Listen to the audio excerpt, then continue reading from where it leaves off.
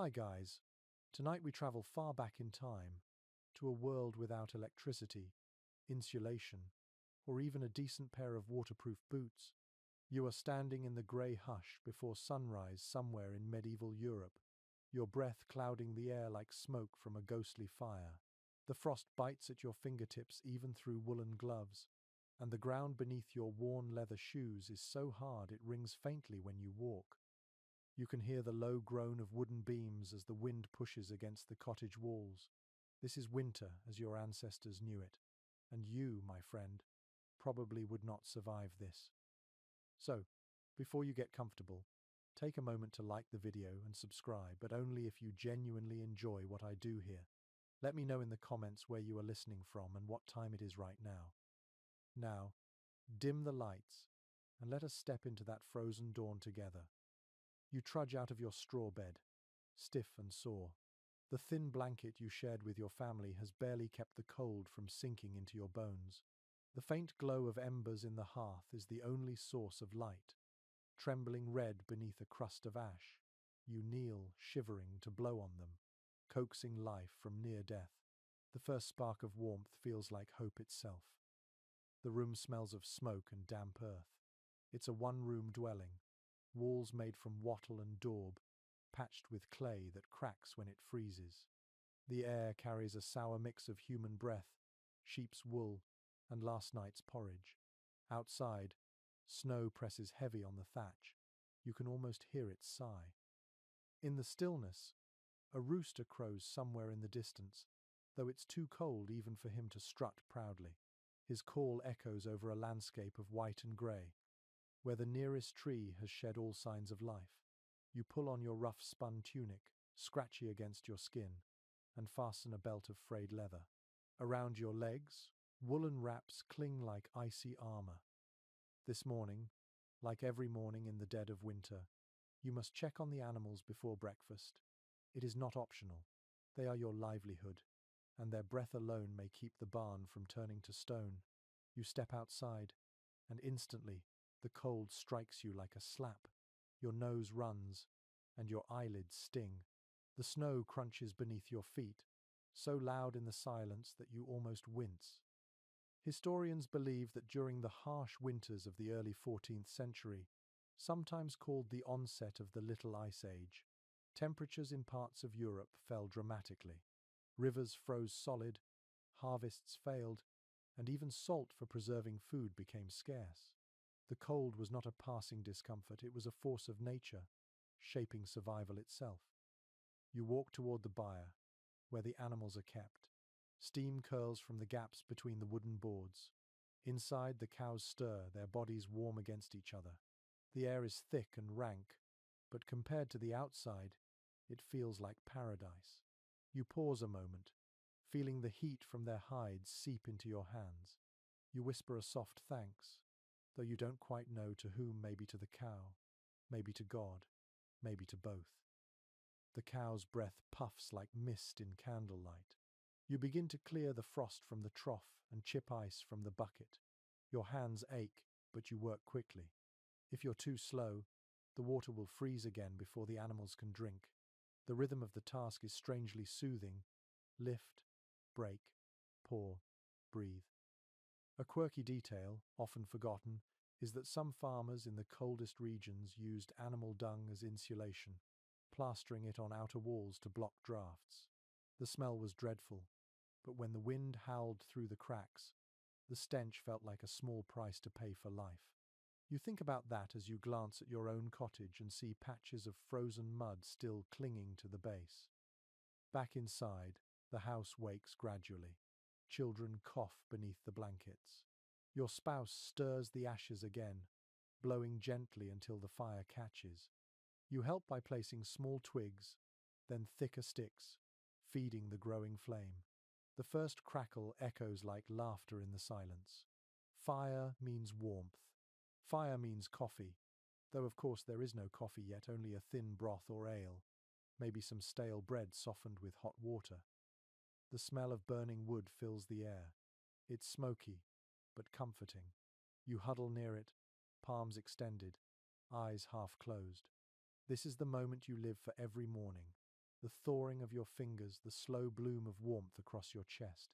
Your mind wanders to the fields beyond the village, buried under snow, waiting for spring. You know that when the thaw comes, there will be mud, sweat, and blisters, but right now, the frozen quiet feels almost holy. Historians still argue whether medieval winters were truly colder than today's, or whether people were simply less protected from them. Some say the records exaggerate, written by monks unused to labouring outdoors. Others point to ice cores and tree rings that tell of centuries when frost lingered deep into April.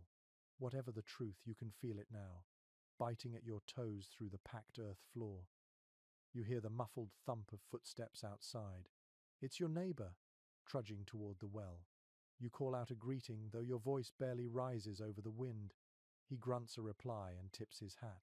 There's a quiet camaraderie in this frozen world. Everyone knows what everyone else endures.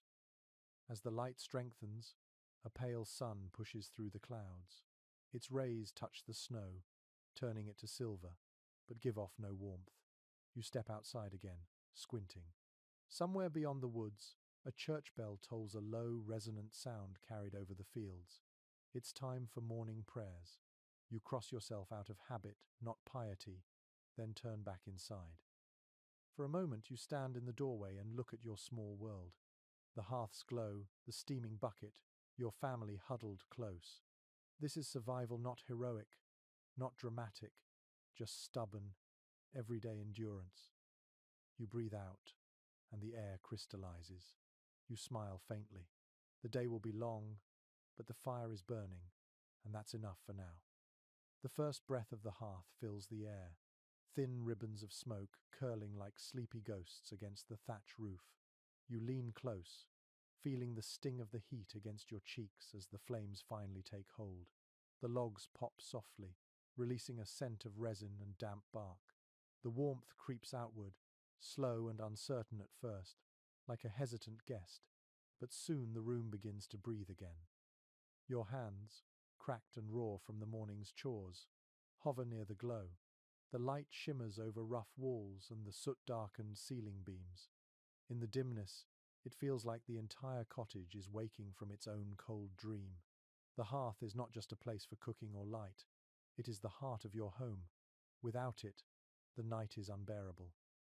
Firewood is precious. Every stick comes from days of labor in the forest, cutting, splitting, and hauling. You remember how, before the first snows, the village gathered in small bands to collect enough wood to last until spring. Some carried it by sled, others by cart if they were lucky enough to own one. The work was heavy, but the fear of running out was heavier. You can still hear old Marjorie, the widow at the edge of the village, warning that a house without wood is a coffin waiting for its tenant. You reach for the iron poker, stirring the coals, watching sparks dance up the chimney. The chimney itself is a crude thing, not much more than an open hole with a bit of clay funneling the smoke. Sometimes it clogs with soot or damp straw. Sometimes it spits sparks back at you, and you spend the next few minutes stamping out small fires on the floor. Still, it works well enough to keep the room from choking on smoke. Historians tell us that many medieval homes had no chimney at all. Smoke would simply rise through a hole in the roof or drift into the rafters until it seeped out through the cracks. The soot blackened the walls, preserved the wood from insects, and dyed the inside of your lungs with every breath. There was a strange beauty in that your home literally marked by every fire you ever lit. You sit close to the flame, eyes watering, letting the heat soak through your clothes. Around you, life stirs. Your spouse kneels beside you, feeding small sticks into the blaze with a rhythm that feels almost musical. A child sneezes from the corner, nose pink and dripping. A cat stretches by the hearth, purring in a tone that vibrates like contentment itself. The smell of porridge begins to blend with the smoke. A clay pot sits near the coals, filled with oats and water from last night's well trip. You stir it slowly, feeling the sticky resistance. It's not a feast, but it will fill you, and that's all that matters in winter. You sprinkle a pinch of salt, a treasure in itself, and the taste sharpens, earthy and alive. A curious fact from old household accounts mentions that peasants sometimes mixed ashes into their porridge when salt ran out. It sounds dreadful, but the alkaline from wood ash could actually help replace minerals lost through poor diets. You imagine it crunching faintly between your teeth, and you're grateful your supply hasn't yet run dry. Outside, the wind sighs against the shutter. You can hear it pushing, whining through the gaps, desperate to sneak in. You stuff more straw along the edges of the window frame to block the draft. The straw rustles like dry whispers. Every small act feels like defiance. You will not let the cold claim this space. There's a strange rhythm to your days now. Wake before dawn, tend to the fire, feed the animals, eat what little you have, and keep moving. If you sit still too long, the chill creeps in like a thief. Yet, there's comfort in the repetition. The fire is constant, dependable in a world that rarely is. You glance at the iron tools near the wall, the tongs, the poker, the little hook used to hang pots at different heights above the flame. Each has its place. Each has been held by your parents, and maybe theirs too. The metal is pitted, but strong. You polish it now and then with fat from the cooking pot, watching the dull shine emerge. Historians still argue whether medieval hearths were truly central in every peasant's life, or if they've become romantic symbols for modern imagination. Some records suggest that people often spent time in communal bakeries or lordly kitchens instead, where warmth was abundant and gossip plentiful. Yet the truth may be somewhere in between your home fire as private solace, the public hearth as shared life. The flame shifts again, brighter now. It throws long shadows across the floorboards, and for a moment you imagine stories in them. The dancing shapes remind you of the old tales told on long winter nights of spirits that hid in the firelight, of ancestors watching from the smoke. You remember the village priest warning that such thoughts invite demons, but deep down you think he's wrong. There's something good in the way the fire speaks. It has always been your companion, never your enemy. You reach for a cup of ale left from last night. It's gone flat and a little sour, but it warms your stomach. You hold it near the fire until it steams slightly, then sip. The warmth spreads slowly, like courage you didn't know you had. Your youngest child stirs awake and crawls to your lap, nestling close. You feel the soft weight against your chest. The heartbeat small but steady. You pull the blanket tighter around both of you. The fire hums. The wind groans outside. Life goes on. A log collapses inward with a shower of sparks. You lean forward to adjust it, feeling the dry heat sting your eyes again. Through the haze, you can see a faint shimmer where the air ripples above the coals. For just a moment, you think of summer, the smell of cut grass, the feel of sun on your face, but the vision fades, replaced by the present warmth that you've fought so hard to create. You whisper to yourself, half a prayer, half a promise. Keep the fire alive. That is all that matters now. The world outside can freeze, but in here, as long as this glow remains, you are still alive. Morning ripens slowly into a pale and icy light. The fire is holding steady, its warmth reaching only a few steps from the hearth before the air turns cruel again. You pull on another layer, the thickest wool you own, and feel the coarse fibers rasp against your neck. The smell of sheep still clings to it, an earthy perfume of lanolin and survival. Every garment you wear carries a story. The tunic was woven last spring on a simple loom, its threads uneven but sturdy. The underlayer is a rough linen shirt, patched so many times that the stitches form their own map of hardship. Around your shoulders rests a cloak lined with bits of fur rabbit, maybe fox stitched together by hands that knew necessity better than luxury. It is heavy, but that weight feels like safety. Clothing in these months is not about beauty. It is about staying alive. You recall how your mother used to say that a farmer's best armor is not a sword, but good wool. She was right.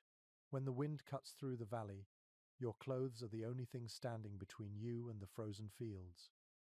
Records from manorial inventories tell us that wool was the lifeblood of the medieval economy.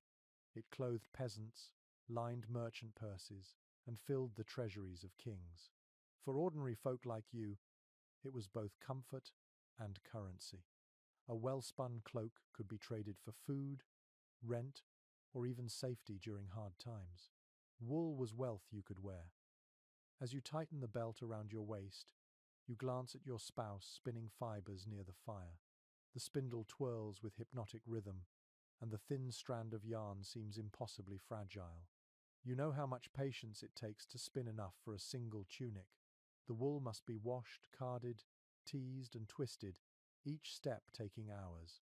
The process is endless, yet strangely soothing.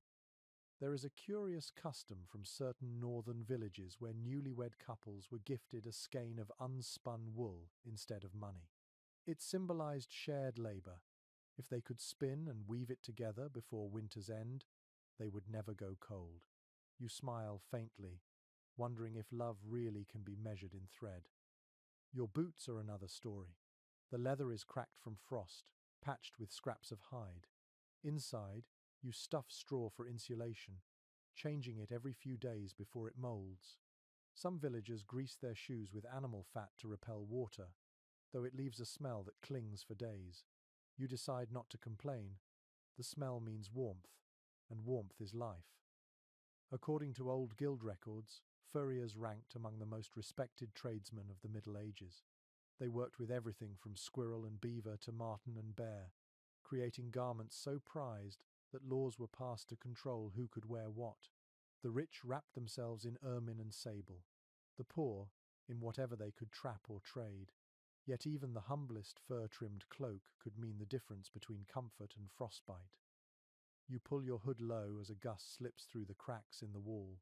The wind moans like a voice searching for entry. You shove a rag into the gap and turn back to the hearth. Your fingers tremble slightly from the chill. The fire hisses when you add a damp log. For a moment, smoke fills the air, making you cough. Then the flame catches, licking upward in renewed life. Outside, the sound of distant laughter reaches you. Two boys from the village are sliding across a frozen pond, their shouts sharp in the still air. You remember being that age, when cold meant adventure, not danger. The ice gleamed then too, smooth as glass, and the thrill of gliding over it made you forget your numb toes. You smile, then frown. You also remember the year Thomas fell through the ice. They pulled him out too late. You still avoid that pond in early winter. Academic opinion is divided on how well medieval villagers prepared for such hazards. Some accounts describe a surprising level of practical knowledge, testing ice thickness, building simple footbridges, using straw shoes to walk on snowdrifts, while others insist that most relied on instinct and superstition. You suppose both are true. Survival was part knowledge, part luck, and a little faith. You reach for a wool cap hanging from a peg. The inside is lined with scraps of linen. You pull it over your ears, adjusting it until the edges meet your cheeks. The warmth is instant, a gentle cocoon against the endless cold. It smells faintly of smoke and sheep, which somehow feels comforting. There is an old superstition whispered among shepherds. If your hat burns in the fire accidentally, you must replace it before sunset or risk losing your flock. It sounds absurd, yet you still wouldn't test it. The line between habit and belief blurs easily when winter lasts this long. Your spouse finishes spinning and winds the thread onto a small wooden reel. It gleams pale gold in the firelight. She hums softly, a tune older than words. The sound is thin, almost fragile, but it warms you more than the fire. You glance at your children bundled under blankets. Their small hands poke out, searching for warmth. You tuck the edges tighter around them, feeling the rough fabric beneath your fingers. It's not soft, not fine, but it's enough. Everything in this life is about enough. You think of travelers who come through the village, pilgrims, soldiers, merchants wrapped in layers you can barely imagine. Some carry cloaks lined with foxtails, others wear hoods dyed bright with imported woad. To you, they look like creatures from another world, but even they, with all their wealth, shiver under the same winter sky. No matter how rich or poor, Everyone kneels before the same fire in the end. Wool, fur, linen, straw, they are the great equalizers of the season. They whisper a single truth. Comfort is fleeting, but warmth shared is warmth multiplied. You lean closer to the fire and close your eyes for a moment, letting the sounds fade, the crackle of burning wood, the faint hum of spinning, the soft breaths of your family. You picture all the generations who did this same thing, wearing the same wool, praying for the same thaw, and you realize with a small shiver that survival is not a single act. It is a long, continuous thread, spun from patience, persistence, and a little bit of hope. The cottage walls stand like quiet sentinels against the wind. Their surface is rough, uneven, and patched with clumps of frozen clay. You reach out to touch one, feeling the chill seep into your palm. The wall feels alive, as if it breathes with the rhythm of the storm outside. You trace the lines where straw peeks through the daub, each piece a reminder of the hands that built it long ago. Your home is small, but it holds everything that matters. The thatched roof above you creaks under the weight of snow. From time to time, flakes drift through tiny gaps, settling on the floor like white dust. You sweep them aside with a bundle of twigs tied together. The scent of damp straw fills your nose, earthy and familiar. Records from medieval manorial rolls mention that most peasants lived in houses built from the land itself. Wattle walls woven from sticks, coated with mud and straw, set upon a base of stone. The floors were compacted earth, sometimes covered in rushes or reeds. The design was simple but clever. Thick walls kept the heat in, while the roof's steep pitch let rain and snow slide away. You look up at the beams above your head, blackened with soot and smoke. They have seen decades of winters, maybe centuries. The wood smells faintly of tar and old fires. A bundle of dried herbs hangs from one beam, their scent faint but comforting. Your grandmother swore that rosemary kept away illness, though no one knows why. You keep it there anyway, just in case. A curious note found in a medieval household guide suggests that peasants sometimes smeared pig fat along the inside of their walls to make them more water resistant. You wonder if that could really work. The idea seems half absurd, half brilliant. You picture yourself standing on a stool, spreading lard with a wooden spoon while the children laugh. Perhaps warmth makes fools of everyone. The roof above groans again. You know it must be checked soon. If the snow builds too heavy, the beams might give way.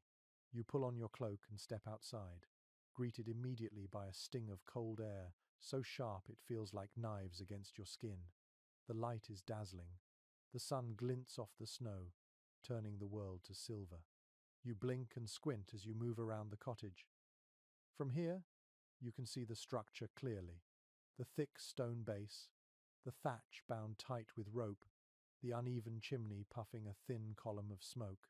Despite its crooked lines and worn timbers, it stands proud against the endless white.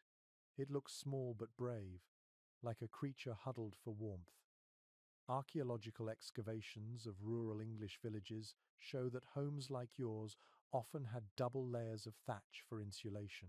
The outer layer could be stripped and replaced every few years, while the inner layer remained untouched for decades. Inside, the thatch trapped warm air and muffled sound. Even so, in deep winter, frost sometimes formed on the underside of the roof. You can imagine waking to find delicate ice crystals above your head, glittering in the faint dawn light. You shovel snow from around the base of the walls, your breath puffing in the air. The sound of the shovel scraping against frozen earth breaks the silence. A magpie calls somewhere in the distance. The village beyond your field is quiet. Even the dogs are sleeping. You pause for a moment and let the stillness wrap around you. When you step back inside, the change feels immediate. The air is heavy with warmth and smoke again. Your hands burn slightly as they thaw. You rub them together, grateful for the walls that hold this fragile heat. Every crack, every patch of mud, every timber beam has its purpose. According to some preserved estate accounts, landlords occasionally ordered peasants to rebuild their homes every generation or two, believing that constant repair prevented fire and rot. Others allowed families to patch and mend indefinitely, creating houses that evolved over centuries. Scholars remain uncertain how much of this was practicality and how much was control. But whatever the reason, you can feel the truth in your bones. A home is never finished, only maintained. You glance toward the small window set in the wall. It is made from stretched animal bladder rather than glass, translucent but not clear. Light seeps through like diluted honey. You can see the shadow of a tree outside, its bare branches trembling in the wind. The window hums faintly as the gusts push against it. You stuff a wad of wool into the corner to stop the draft. A peculiar practice mentioned in monastic letters describes how some villagers would line their walls with tapestries or woven mats to trap heat. The rich might hang embroidered cloths depicting saints or hunts, while the poor used old sacks or animal hides. You think of that idea and glance at the old cloak hanging by the door. Maybe tomorrow you'll nail it up behind your bed. It might make a difference. As evening creeps closer, shadows climb the walls. The light of the hearth flickers across the surfaces, turning every crack into a landscape. The smoke drifts upward, caught in the rafters before sneaking out through the chimney hole. You sit close to the wall and listen to the faint whistling of the wind outside. It feels as if the entire building sighs along with you. You reach for a mug of ale, the warmth spreading through your fingers. The walls hold the sound of every breath, every whisper. They are more than shelter, they are memory. Generations have lived within them, laughed, mourned, and waited out the cold. Some chroniclers of the time described the homes of common folk as miserable huts unfit for humans. But they were wrong in their own way. Yes, the smoke burns your eyes, and the cold creeps in no matter what you do. Yet inside these four walls there is life, laughter, and a stubborn kind of comfort. The cottage does not promise luxury, it promises endurance. You sit quietly, feeling the heartbeat of your home pulsing in the warmth of the hearth and the creak of the beams. Outside, the night gathers strength again, black and endless. Inside, your small light continues to glow, wrapped safely in walls of clay, straw, and faith. The night deepens, and the cold presses closer. Every sound outside feels sharper, every gust of wind like a whisper at the door. You huddle by the hearth, wrapped in your cloak, listening to the rhythm of your own breath. The fire sighs softly, its orange light licking the walls.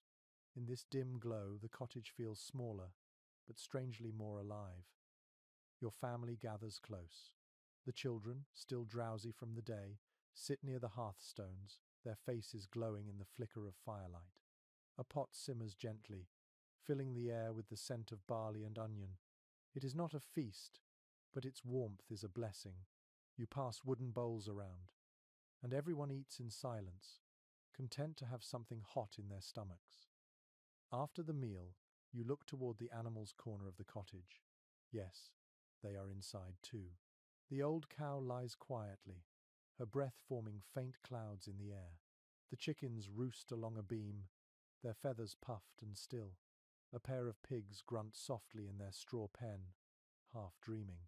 It might seem strange to a modern visitor, but here the animals share your roof, your air, your heat. Contemporary manorial records and church documents confirm that in much of medieval Europe, peasants and livestock lived under the same roof during the coldest months. The animal's body heat could raise the temperature of a room by several degrees. It was practical, if not pleasant. The smell was thick, but so was survival. You can feel the warmth radiating from the cow's body even across the room. The floor beneath her is covered in straw, which soaks up both heat and filth. Every few days, you add a new layer on top, creating what some villagers call a living floor. It smells earthy and sweet, like hay and life itself. A peculiar habit from Scandinavian villages involved letting sheep sleep at the foot of the family bed. The lanolin in their wool released a faint, oily warmth, and the animals were gentle enough not to disturb the sleepers. You imagine that arrangement and chuckle quietly. Perhaps necessity breeds the oddest forms of comfort. The air is close now, heavy with breath and steam. You open the door a crack to let the smoke drift out. The wind rushes in, biting your face. For a second, you see your own reflection in the night sky. A flicker of movement, a silhouette framed by snow. You close the door again, sealing the warmth inside. According to parish tax rolls from the 13th century, families were often fined for allowing animals to wander outside at night, not because it was cruel, but because predators roamed freely. Wolves were real, not fairy tales. Their howls echoed across fields and through forests. The stories told by firelight of beasts at the door, of spirits in the shape of dogs, came from memory, not imagination. You settle back beside the fire, glancing at your sleeping children. Their heads rest close together, and you smile faintly at the sight.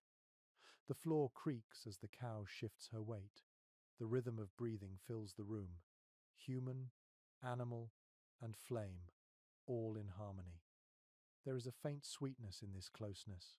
You can hear the pig snoring softly, a deep rumble that somehow feels reassuring. The chickens stir, feathers rustling, then settle again. The room hums with the sound of shared life. You think of it as a single heartbeat, keeping time through the night.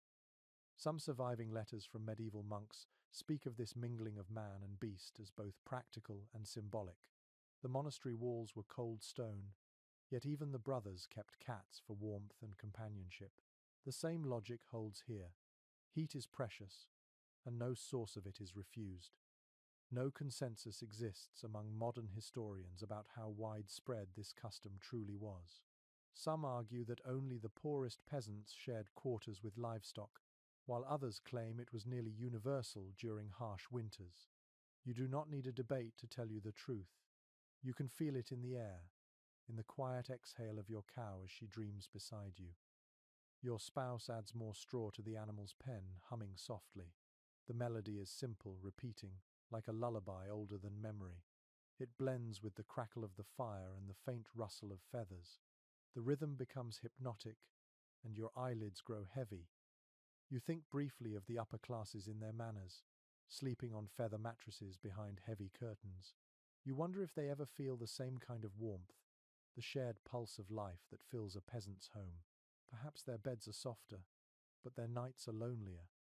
You reach for your blanket and spread it over your legs. The wool is coarse but warm. You can feel the heat rising slowly from the animal's corner, filling the room like invisible breath. It mingles with the smoke and the faint sweetness of hay. The cottage becomes its own small world, sealed against the frozen dark. An odd local saying comes to mind: "The cow is the second fire." You smile to yourself, thinking how true it is. The beast gives milk, warmth, and companionship. She is part of the family, a quiet guardian against the cold. You whisper a small thanks before closing your eyes again. The fire crackles softly, echoing in the stillness. The walls hum with life. Outside, the snow continues to fall, covering the earth in silence. Inside, you drift towards sleep, surrounded by the rhythm of breath and the gentle sound of animals dreaming beside you. In this small space, packed with warmth and noise, you find the strange comfort that only winter can bring. Survival is not about solitude. It is about company, the kind that breathes, snores, and rustles softly in the night. Dawn slides across the roof like a pale hand. You open your eyes slowly, feeling the stiffness in your limbs before the chill even reaches you. The fire has died to faint red embers, and the air inside the cottage feels heavy, damp, and still. You sit up, pulling the blanket close, and see your breath drift into the grey light. The animals are quiet. The cow blinks sleepily. Somewhere behind her, a chicken lets out a small indignant cluck. Your stomach grumbles before you even stand. Hunger, that constant companion, is a sharper reminder of winter than the cold itself. You make your way toward the pot by the hearth, lifting the wooden lid. The porridge left from last night has stiffened, a pale lump that smells faintly sour. You scrape it into a bowl, add a splash of water, and set it near the embers to soften again. It is not delicious, but it will keep you standing. Diet in winter is an exercise in endurance. Records from medieval household accounts show that many families relied on a rotation of preserved grains, salted meats, dried beans, and turnips buried in cellars. The bounty of summer feels like a dream now, replaced by the slow scraping of barrels and the careful rationing of every crumb. You pull out a small loaf of bread, dark and dense, baked days ago in the communal oven. It is hard enough to knock against the table with a dull thud. You smile wryly and dip it in the warm porridge, letting the steam soften it. The first bite is bland but comforting. The second feels like strength. According to estate documents from northern France, poorer peasants sometimes baked bread mixed with ground acorns or pea flour when grain ran low. The result was bitter, but it kept hunger at bay. You remember the taste from a few years back, when the harvest failed and even barley was scarce. It stuck to your teeth and left your tongue numb, but it filled your belly, and that was all that mattered. The children wake slowly, drawn by the smell of food. Their hair is wild, and their cheeks are pink from the cold. You serve them each a bowl, making sure they get the better pieces. You and your spouse eat last, as always. Family comes first, even in hunger, especially in hunger. A peculiar entry from a monastery ledger mentions that monks sometimes seasoned porridge with a few drops of honey or beer for extra warmth. You tried that once, mixing a bit of ale into the pot. The result was thick, foamy, and strangely pleasant. You think of doing it again tonight, if there is any ale left. The talk around the table is quiet. Words feel like effort. You can hear the faint creak of the walls, the soft rumble of the cow, the whistle of the wind finding its way through the cracks.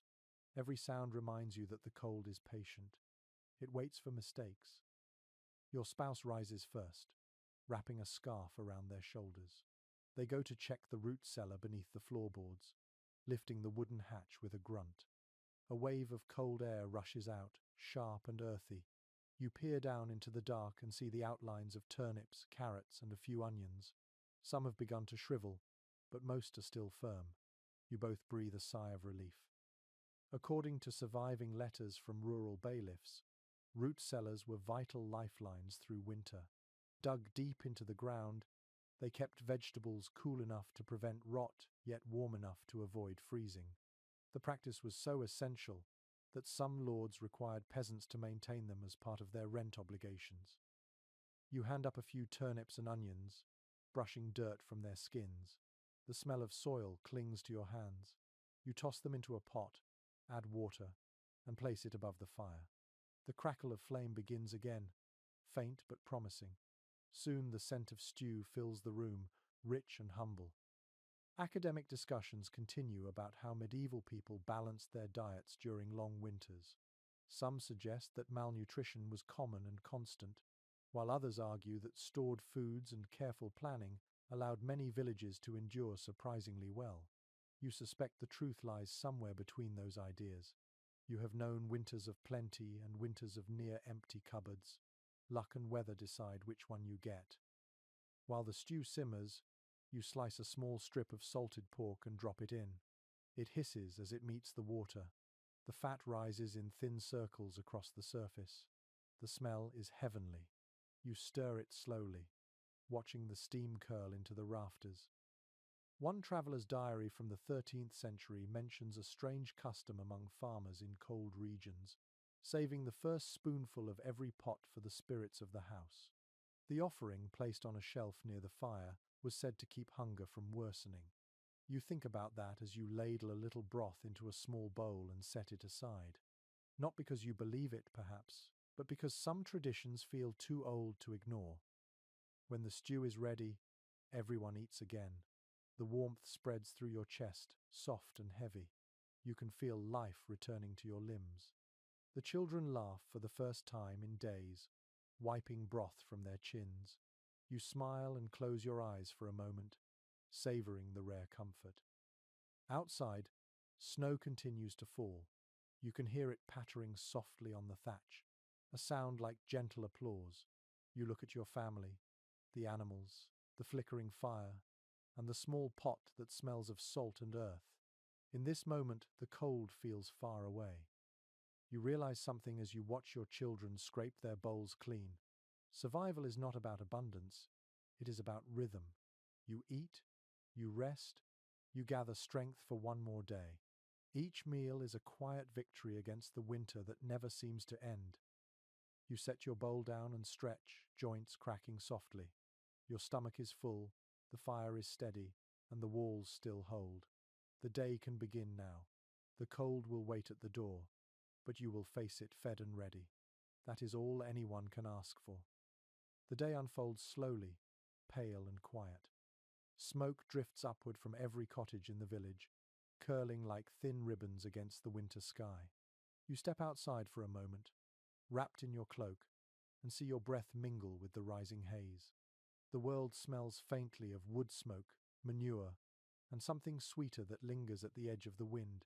Someone, somewhere, has begun brewing. You can feel the pull of it even from here, the promise of warmth that is not just from fire but from a mug, steaming and fragrant, held between your hands. Back inside, you sit by the hearth again, listening to the rhythmic pop of the flames. Beside you rests a small wooden cask, half filled with ale. The liquid glows amber in the light, its surface trembling with each movement of the fire. According to surviving tavern accounts and household inventories, ale was not a luxury in medieval life, but a daily necessity. Water was often unsafe to drink, especially in winter when wells froze or became stagnant. Ale provided both hydration and calories, a mild nourishment for body and spirit. Even children drank it, though theirs was weaker and sweeter. You lift your mug and take a sip. The taste is earthy and full, with a hint of grain and smoke. It slides down your throat like a small miracle. The warmth spreads slowly, a quiet bloom that softens your shoulders and loosens your breath. You close your eyes for a moment and let the sensation sink in. A curious entry in an old brewer's ledger mentions that some villagers added roasted apples or honey to their ale during winter. The sweetness was said to chase away melancholy. You think about trying it, imagining the aroma filling the cottage. Maybe tonight, when the work is done.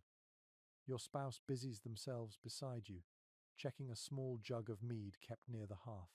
The liquid inside gleams golden and thick. Mead is rarer than ale, too costly to make often, since honey is precious. Yet every now and then, someone in the village trades a bit of wax or cloth for a taste. On feast days, the mead flows, and even the coldest souls forget their worries for a while. Accounts from medieval festivals describe the role of drink in community life. Alehouses were not simply places to get drunk. They were gathering halls, news centres, and sanctuaries from the weather.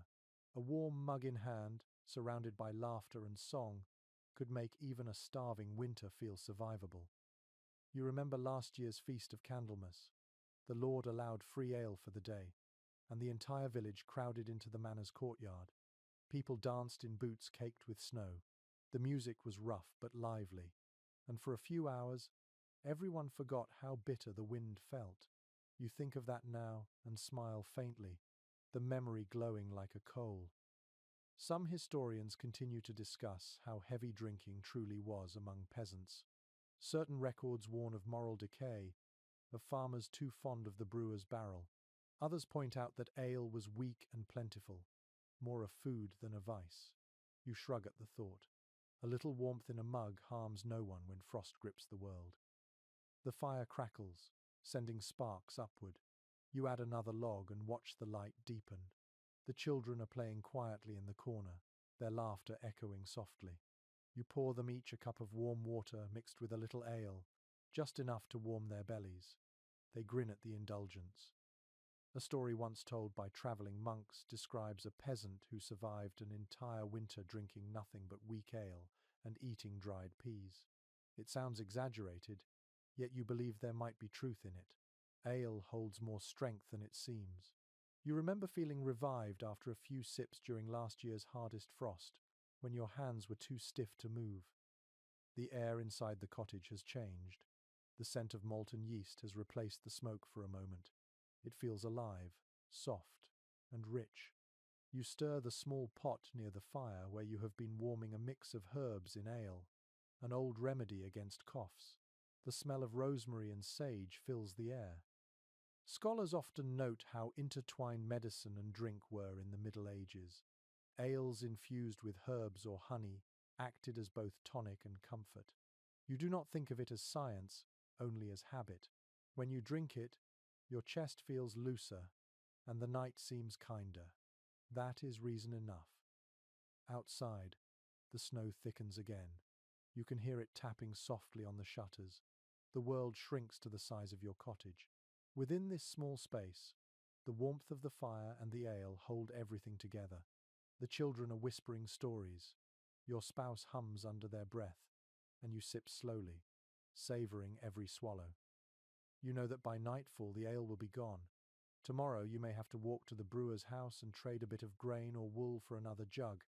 It will be worth the journey. In this life, warmth is bought not with gold, but with effort and a good word. You tilt the mug back, draining the last of the amber liquid. The heat spreads through you one final time. Outside, the wind rises, rattling the door. You look toward the fire and smile. Let it howl. Inside your chest, the warmth burns steady. The night will come soon, long and silent, but you will face it with the taste of grain and honey still on your tongue. In this cold world, even a single cup can feel like a promise that life will carry on. The day drifts towards twilight, that soft hour when the world seems made of smoke and silence. Outside, snowflakes fall so slowly they look like feathers. The cold settles again, creeping through cracks in the wall, curling under the door. You stir the fire to life once more, watching the orange glow chase the shadows back into corners. The light dances across your hands and face, gentle but fleeting. You sit down and listen to the quiet. The sounds of the village fade at night, leaving only the faint rustle of wind and the creak of old beams. This is when thoughts turn inward, when faith, fear, and imagination mingle like smoke in the rafters. Records from parish chronicles reveal that winter pushed even the most practical souls toward prayer. Frost could turn to famine in a matter of weeks, and with it came disease and despair. Churches filled with villagers seeking comfort, their breath steaming in the cold air as they knelt on icy floors. Faith was not luxury. It was the only fire left when every candle burned low. You pull your cloak tighter around your shoulders and trace the small wooden cross hanging by the hearth. It has been there since your parents' time. The edges are worn smooth by hands and years of hope. You touch it lightly and whisper a short prayer, not grand or formal, just words of gratitude that the roof still stands and your family still breathes. Yet not all prayers belong to the church. Outside the walls of Scripture lived 1,000 older beliefs. In the hush of midwinter, when nights stretched endlessly, people remembered older names and older powers. You recall your grandmother tossing a handful of salt into the fire to keep away frost spirits. She said the sparks that flew were their angry eyes. A curious detail preserved in a monk's marginal notes describes how villagers in remote parts of Germany once carved crosses into the frost on windows, believing it kept demons from entering the house. Others hung garlands of evergreen branches to remind the spirits of spring's return. You smile faintly, thinking how faith and superstition often sit together like siblings at the same table. You step outside for a moment. The snow crunches beneath your feet, and your breath blooms white against the night. The church bell tolls once, a low sound carried by the wind.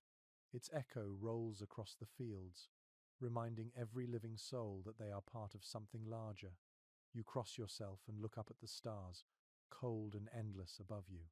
Somewhere behind them, you imagine warmth and mercy waiting. According to letters from wandering friars, the coldest winters often brought new waves of devotion. People walked miles through blizzards to attend midnight mass, candles flickering in the wind like small suns. The sermons spoke of endurance, of divine testing. Sometimes the priests themselves were so frozen they could barely raise the chalice. Yet they did, and the people sang through chattering teeth. Scholars remain uncertain how much of that piety was born from faith and how much from fear. You suspect it hardly matters. Whether one prayed to God, to saints, or to the spirit of the hearth, the act itself brought warmth to the heart. Back inside, the fire pops, scattering tiny embers onto the floor. You sweep them back gently with a worn broom. The cross on the wall glows faintly in the flicker, a shadow and a symbol both. Your spouse murmurs a blessing under their breath as they stir the evening meal. The rhythm of the words is familiar, older than memory. You remember the village priest's visits during winter. His boots would leave puddles on your floor, and his breath would steam as he spoke of charity, patience, and faith. He always carried a small flask of spiced wine, which he shared liberally with those he visited. His laughter was loud, his sermons kind. You never feared him, though some did. A peculiar story still whispered among villagers tells of a saint who once warmed a frozen traveller by breathing on him. Some claim it was Saint Martin, others say it was a nameless monk who wandered the countryside healing frostbitten hands. The details change, but the meaning remains. Warmth given freely is the closest thing to holiness. The children are half asleep now, curled under their blankets. The cow shifts in her corner, hooves thudding softly against the floor. You move closer to the fire, letting its glow bathe your face. You close your eyes for a moment and listen to the breathing around you. Somewhere in that rhythm, you find your prayer again. It has no words this time. It is only a feeling, deep and steady, that life endures. The wind outside may scream, but inside there is still light. According to fragments of medieval hymns, people once believed that each flame carried a guardian spirit of its own, a small piece of divine presence that refused to die. You think of that now, watching the fire sway and hum. Maybe it is true. Maybe faith is simply the act of keeping the flame alive. The night deepens. You feed the fire one last time and lie down, the cross still glimmering faintly above you. In your half-sleep, the wind sounds almost like a choir far away, singing into the endless dark. You smile before drifting off, your last thought a quiet promise to rise again with the light. The fire has burned low again, but the room is not completely dark. A faint grey light seeps through the stretched skin of the window. You wake to the sound of gentle movement, the shuffle of feet, and the low hum of voices. Your spouse is already up, spinning wool in the corner, the spindle twisting and dipping like a pendulum. The children are helping sort dried beans, their fingers clicking softly against the wooden bowl. Winter mornings are slow, but never idle. The fields may sleep under snow, yet the hands of farmers never stop. Every tool, every garment, every piece of rope must be repaired before spring comes. You stretch, feeling the ache in your back, and rise to join the rhythm of work. Evidence from manorial estate records shows that winter labor was mostly indoor craft work. Spinning, weaving, basket making, mending tools, carving handles, each small task filled the endless dark hours. It was survival through patience rather than strength. You feel that truth in your bones as you sit down with your knife and a length of wood. You begin shaping a spoon, the shavings curling from the blade like ribbons. The smell of fresh wood mixes with the smoke of the fire, sharp and pleasant. Each scrape has a rhythm, a music of its own. The children glance over sometimes, curious, but return quickly to their sorting. Everyone has a role in keeping the household alive. A curious note from a traveller's journal written centuries ago describes the sight of entire families gathered around one hearth, each person working silently, the only sounds being the hiss of fire and the whisper of tools. The traveller called it a dance of survival without music. You think that is the most accurate description you have ever heard. Your spouse hums while spinning, the tune slow and lilting. The spindle hums with it, the fibers stretching into a thin thread that gleams in the light. The wool between their fingers looks like fog captured in motion. You have seen that same motion for years, yet it still feels like magic. From fleece to thread, from thread to warmth, every movement creates something that pushes back against the cold. According to guild records from Flanders and England, even rural homes produce small amounts of cloth for trade. Villagers sold coarse wool to merchants or bartered it for salt and oil. In that way, the labor of the hearth connected the poorest farmer to faraway markets. You imagine your thread, or your spoon, someday traveling beyond this valley, touched by hands you will never meet. You pause for a moment to warm your fingers near the fire. The light dances over the half-shaped spoon. You feel a small pride in its curve, smooth and true. It will serve someone for years, maybe longer. Such small creations are the legacy of ordinary life. Beside you, your eldest child sits cross-legged, mending a torn tunic. Their stitches are clumsy, but you say nothing. Learning is a slow process, like winter itself. You remember your own early attempts? Your father shaking his head and then silently redoing every seam. Now you smile at the memory and let your child keep working. Mistakes are their own kind of warmth. An unusual practice recorded by local priests involved marking tools with tiny crosses before winter began. It was thought to bring luck and prevent injury during long indoor labor. You glance at the knife in your hand, its wooden handle worn smooth, and wonder if your father carved the faint mark near the base. You like to think he did. Hours pass quietly. The room fills with the smell of wood, wool, and faint sweat. Outside, the light shifts from grey to white, then begins to fade again. The sun barely lifts itself above the horizon this time of year. It feels as if the world itself is holding its breath. Scholars who study rural rhythms often debate whether medieval peasants ever rested. Some argue that winter brought rare moments of leisure, while others claim that survival left no room for idleness. You know from experience that both can be true.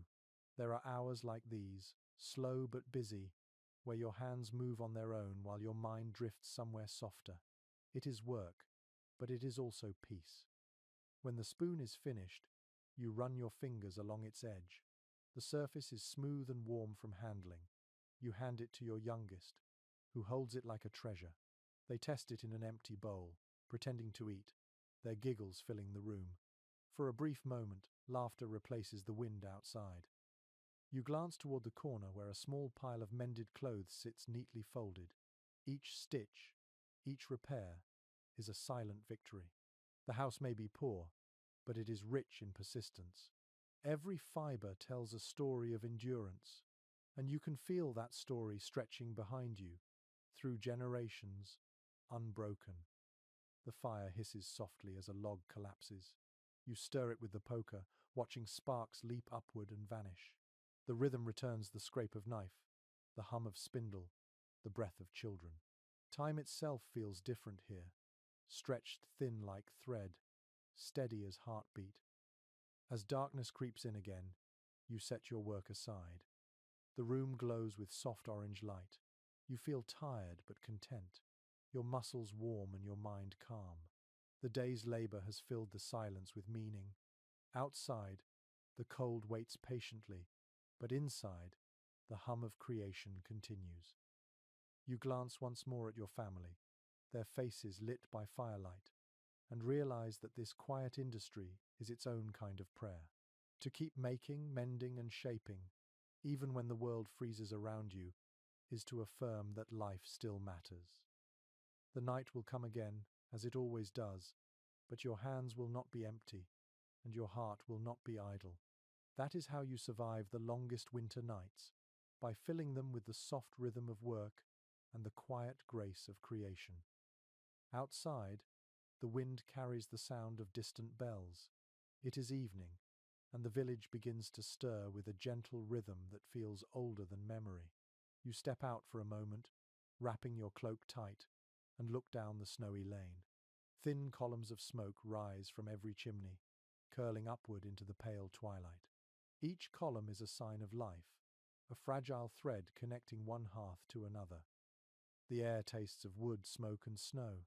You hear the muffled thud of an axe somewhere, followed by laughter. Someone is splitting kindling for the night. The faint clang of a pot lid rings from a nearby cottage. The world may look asleep, but beneath the frost, the village breathes together. Documents from medieval parish accounts often describe villages as single living organisms, each household part of a greater body. The baker depended on the farmer on the miller on the blacksmith. In winter, this web of need became even tighter. One family's warmth might save another's life. You walk toward the center of the hamlet, your boots crunching in the packed snow. The light from other cottages flickers across the ground, creating soft patterns that tremble with each gust of wind. You see your neighbor, old Thomas, hauling a bundle of sticks toward his door. His breath clouds the air like smoke from a second chimney. You nod, and he raises a hand in greeting, too tired to speak.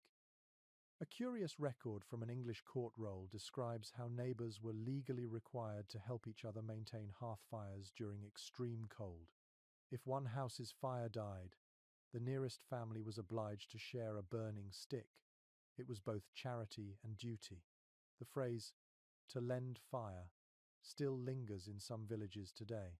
You think of that as you pass a cottage and glimpse a woman kneeling by her hearth, coaxing a faint flame back to life. Inside your own home, the air feels warm and thick again. Your spouse is kneeling by the fire, stirring a pot of soup. The children are nearby, trading quiet jokes as they mend a torn basket. The smell of onions fills the room, rich and heavy. You sit down and listen to the familiar music of small tasks, the scrape of a spoon, the rustle of straw, the occasional soft cough. In many medieval communities, winter evenings were a time for stories. Chroniclers mention how families gathered together to share tales of saints, lost travelers, or mysterious lights in the snow. The spoken word was as vital as bread, feeding imagination when the body could find little else. You clear your throat and begin a story your father used to tell, your voice low and calm. It is a tale about a traveler who followed a lantern through a snowstorm, only to find it was carried by an angel disguised as a beggar. The children listen wide-eyed, the firelight catching in their eyes. The cow in the corner snorts softly, as if adding her own comment. You cannot help but smile.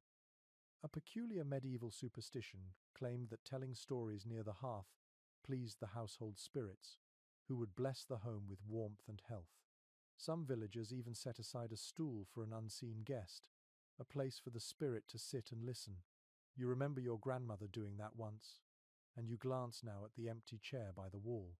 It feels right to imagine someone there, smiling in the firelight.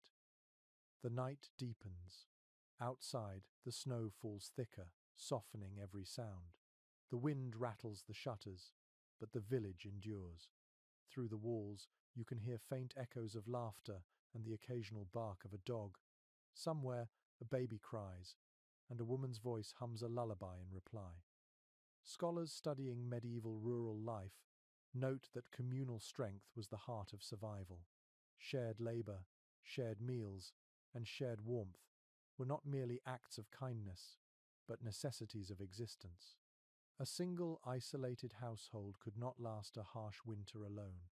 You think about this often, especially when you remember the stories of travelers who froze in the fields, too far from any friendly door. Your spouse ladles soup into wooden bowls.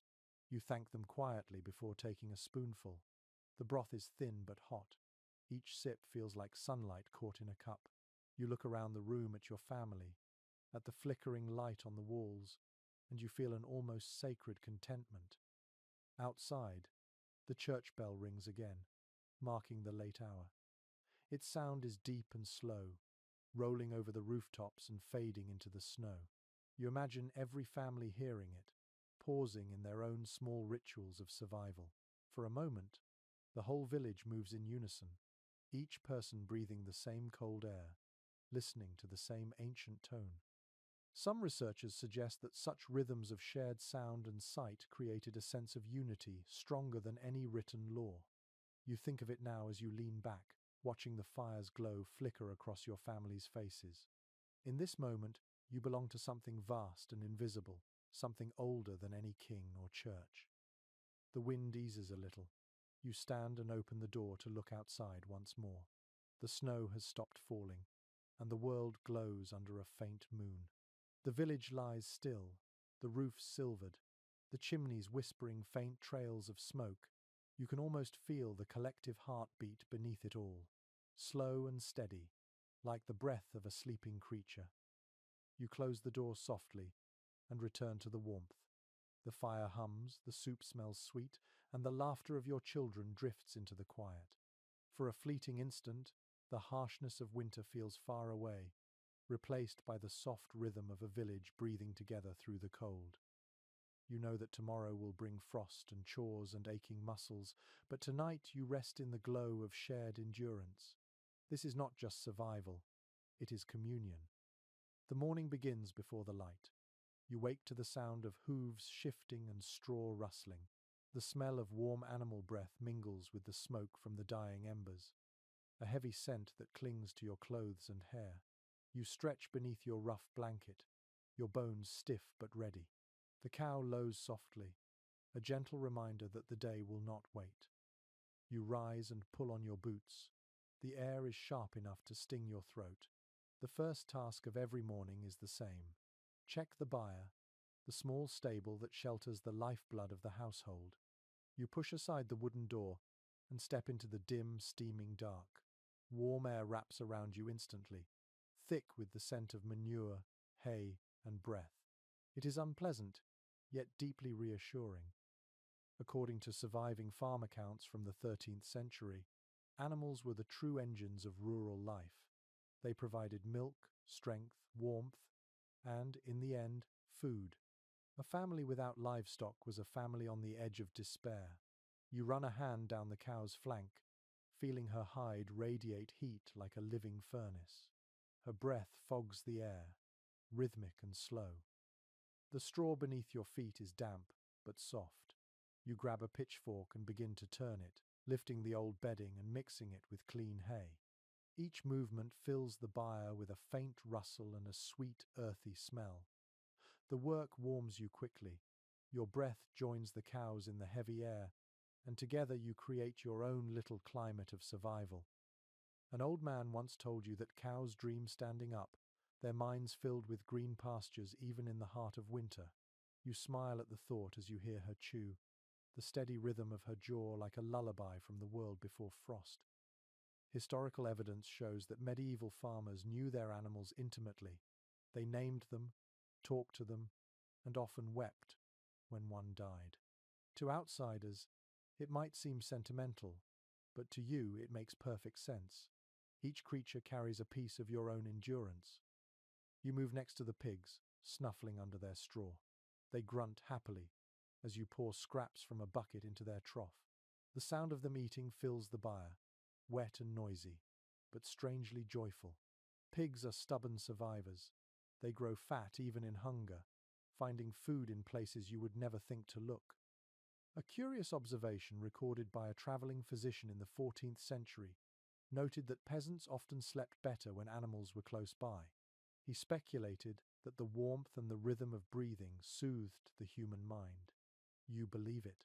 On nights when the wind howls like wolves, that steady breathing beside you feels like a promise that life endures. The chickens stir next. You reach beneath one and find a single egg, warm against your palm. The small miracle of it makes you pause. You slip it gently into your pocket, careful not to break it. One egg can turn a meal of broth into something nearly luxurious. The goat bleats softly, tugging at her rope. You scratch her chin and pour a bit of grain into her dish. Her eyes, square and wise, watch you with something that almost feels like understanding. You laugh quietly, your breath mixing with hers in the cold air. Accounts from early agricultural manuscripts mention that some farmers believed animals could sense coming storms before humans did. When cows grew restless or dogs whined without reason, the villagers prepared for snow or bitter wind. You think of that now as the goat suddenly stamps her hoof, snorting toward the door. Perhaps she knows something you do not. You finish your work and carry the milk bucket back toward the cottage. The handle bites into your fingers, cold against your skin. The liquid sloshes gently inside, pale and warm. When you enter the main room, the fire greets you with its soft glow. The air feels instantly lighter. You pour the milk into a clay pot near the hearth to keep it from freezing. Your spouse thanks you with a nod, already stirring a pot of porridge. The children yawn, rubbing their eyes, while the cat winds around your legs, hoping for a drop of milk. You laugh and pour a little into a wooden bowl. She licks it greedily, her tail flicking in contentment. Some scholars note that the warmth of animals may have made medieval homes smell terrible, but it also made them alive in a way that modern houses rarely are. You think about that as you sit down near the hearth, still feeling the heat of the byre on your skin. The air smells of smoke, hay, and milk. It is not pleasant, but it is honest. A peculiar practice found in Scandinavian farm accounts describes families deliberately piling manure near the outer walls of their cottages. As it decomposed, it gave off heat, creating a crude but effective insulation. You wonder whether the same happens here without you realizing it. Perhaps even the smell has its purpose. You take the egg from your pocket and hand it to your spouse, who cracks it carefully into the bubbling pot. The yellow swirl brightens the broth like a small sundae. The children cheer softly, knowing what that means. Today's meal will be better than most. Outside, the light grows stronger, reflecting off the snow so brightly that it hurts your eyes. You glance through the window and see your neighbor leading his oxen toward the frozen stream. They need water, as all living things do, even in a world made of ice. Academic discussions of medieval husbandry often emphasize how deeply intertwined human and animal lives were. The survival of one ensured the survival of the other. You feel that truth every morning when you hear your cow's first breath, when the pigs grunt in greeting, when the chickens murmur softly before dawn. Their warmth becomes your warmth, their life a mirror of your own. You finish your meal in silence, listening to the faint noises from the byre, the shuffle of hooves, the quiet sigh of a resting beast. Those sounds are as reassuring as the fire's crackle. Outside may be cold, but inside, surrounded by creatures and family alike, the world feels almost gentle. You take a final sip of milk, sweet and warm, and close your eyes. The day ahead will be long, filled with chores and snow, but for now, you sit in the calm heartbeat of your small home, where man and animal share the same fragile miracle of warmth. The afternoon light fades faster each day, as if the sun itself grows tired of fighting the frost. You glance toward the window, where the snow outside glows faintly pink. The fire hums in its usual rhythm, steady but never enough to chase the chill entirely from the room. You reach for your gloves, their wool stiff with wear, and begin to prepare for another small battle against the cold. Life in winter is a constant invention. You find ways to keep the heat where it belongs, to trick the body into believing it is warm. Every peasant you know has their own secret, their own trick passed down like an heirloom. Historical notes from manorial household lists mention that people often used hot stones wrapped in cloth to warm their beds before sleeping. You remember your grandmother doing that when you were a child. She would heat the stone near the hearth, then tuck it into the straw mattress before you climbed in. The warmth would last only an hour, but that hour felt like heaven. Tonight, you decide to do the same. You place a flat river stone by the fire, turning it slowly with a stick until it glows with trapped heat. The smell of scorched wood fills the air, sharp and dry. When it is ready, you wrap it in an old scrap of linen and place it under the blanket to wait for night. Nearby, your spouse sits sewing by candlelight, their needle flashing in and out of the fabric. The rhythm is calm, hypnotic. The children are kneeling by the hearth, toasting small pieces of bread on long sticks. Their laughter mingles with the crackle of the fire. For a moment, the world feels kind.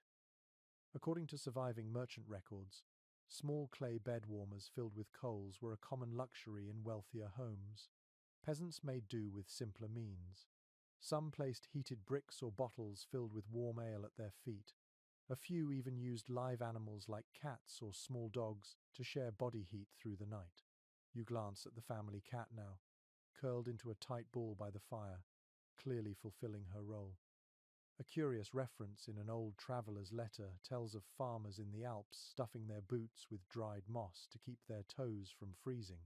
Others lined their beds with layers of straw mixed with goose feathers, creating a primitive insulation. You have tried the straw trick yourself, and though it scratches, It does keep the cold from reaching your bones. You step outside for a moment, holding your cloak close. The cold strikes immediately, crisp and absolute. The snow crunches beneath your feet with a sound like breaking glass. Above, the sky is deep blue fading to black, a great silence stretching to the horizon. You can see faint trails of smoke rising from neighboring cottages. Each one glows faintly in the dusk, a mark of stubborn life against the white emptiness. When you return indoors, your fingers sting from the sudden warmth.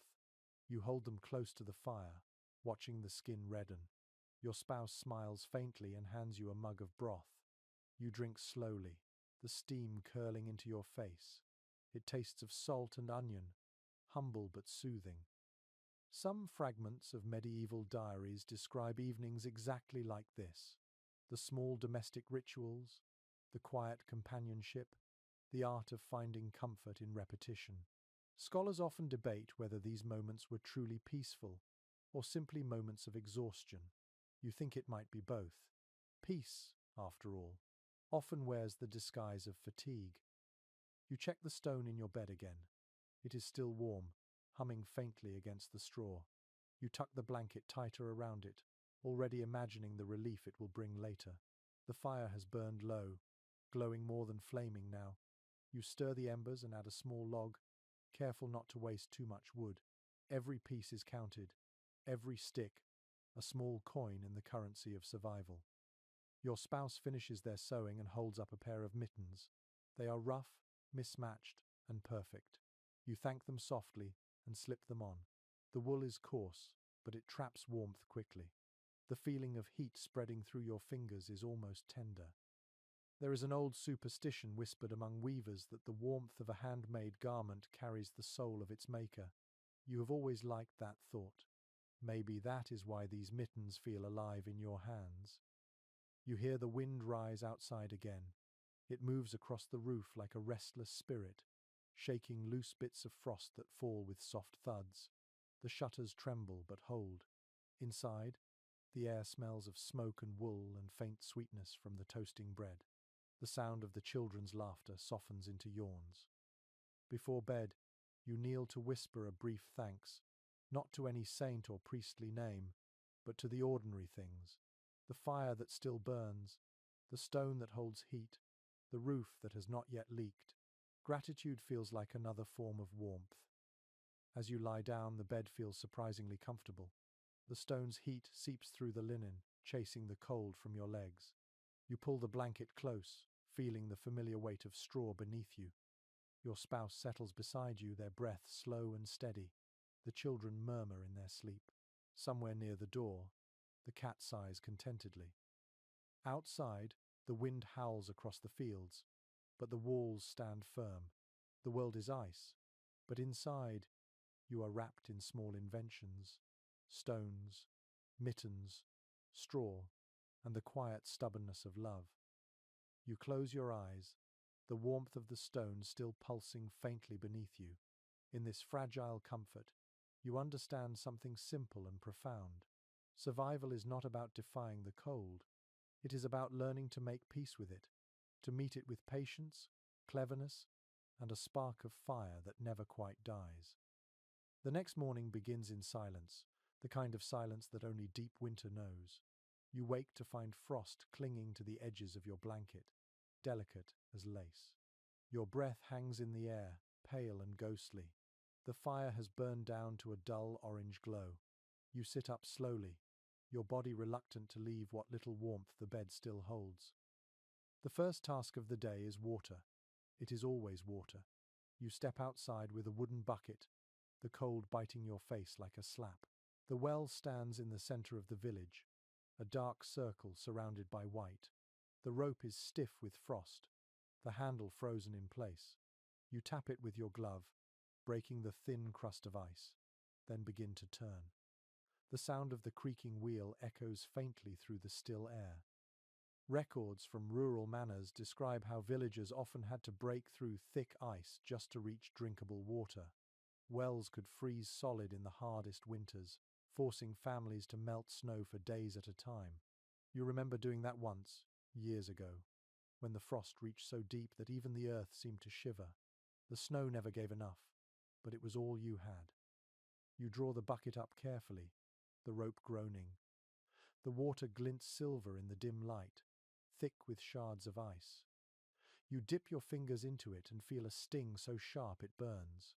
It is too cold to drink yet, so you carry it inside to warm by the fire. The bucket leaves wet trails on the floor, small dark lines against the packed earth.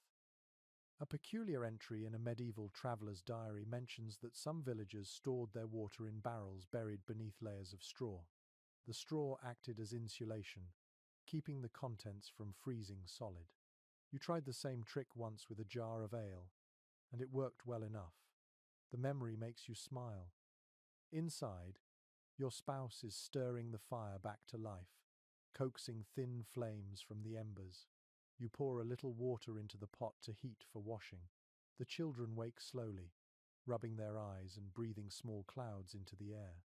The smell of smoke mixes with the damp scent of thawing frost. You hand each of them a cup of warm water to drink. It tastes faintly of wood and metal, but it feels like life flowing back into their veins. You take a sip yourself and feel the cold retreat from your chest, inch by inch. According to monastery chronicles, ice was sometimes harvested deliberately in wealthier estates and stored in deep pits called ice houses. During summer, it was used to chill drinks or soothe fevers. The idea sounds absurd to you now. Surrounded by endless cold, you cannot imagine anyone willingly seeking ice. Outside, the stream that runs past the fields is frozen solid. You walk there with your neighbor, carrying an axe between you. The ice gleams blue under the weak sunlight.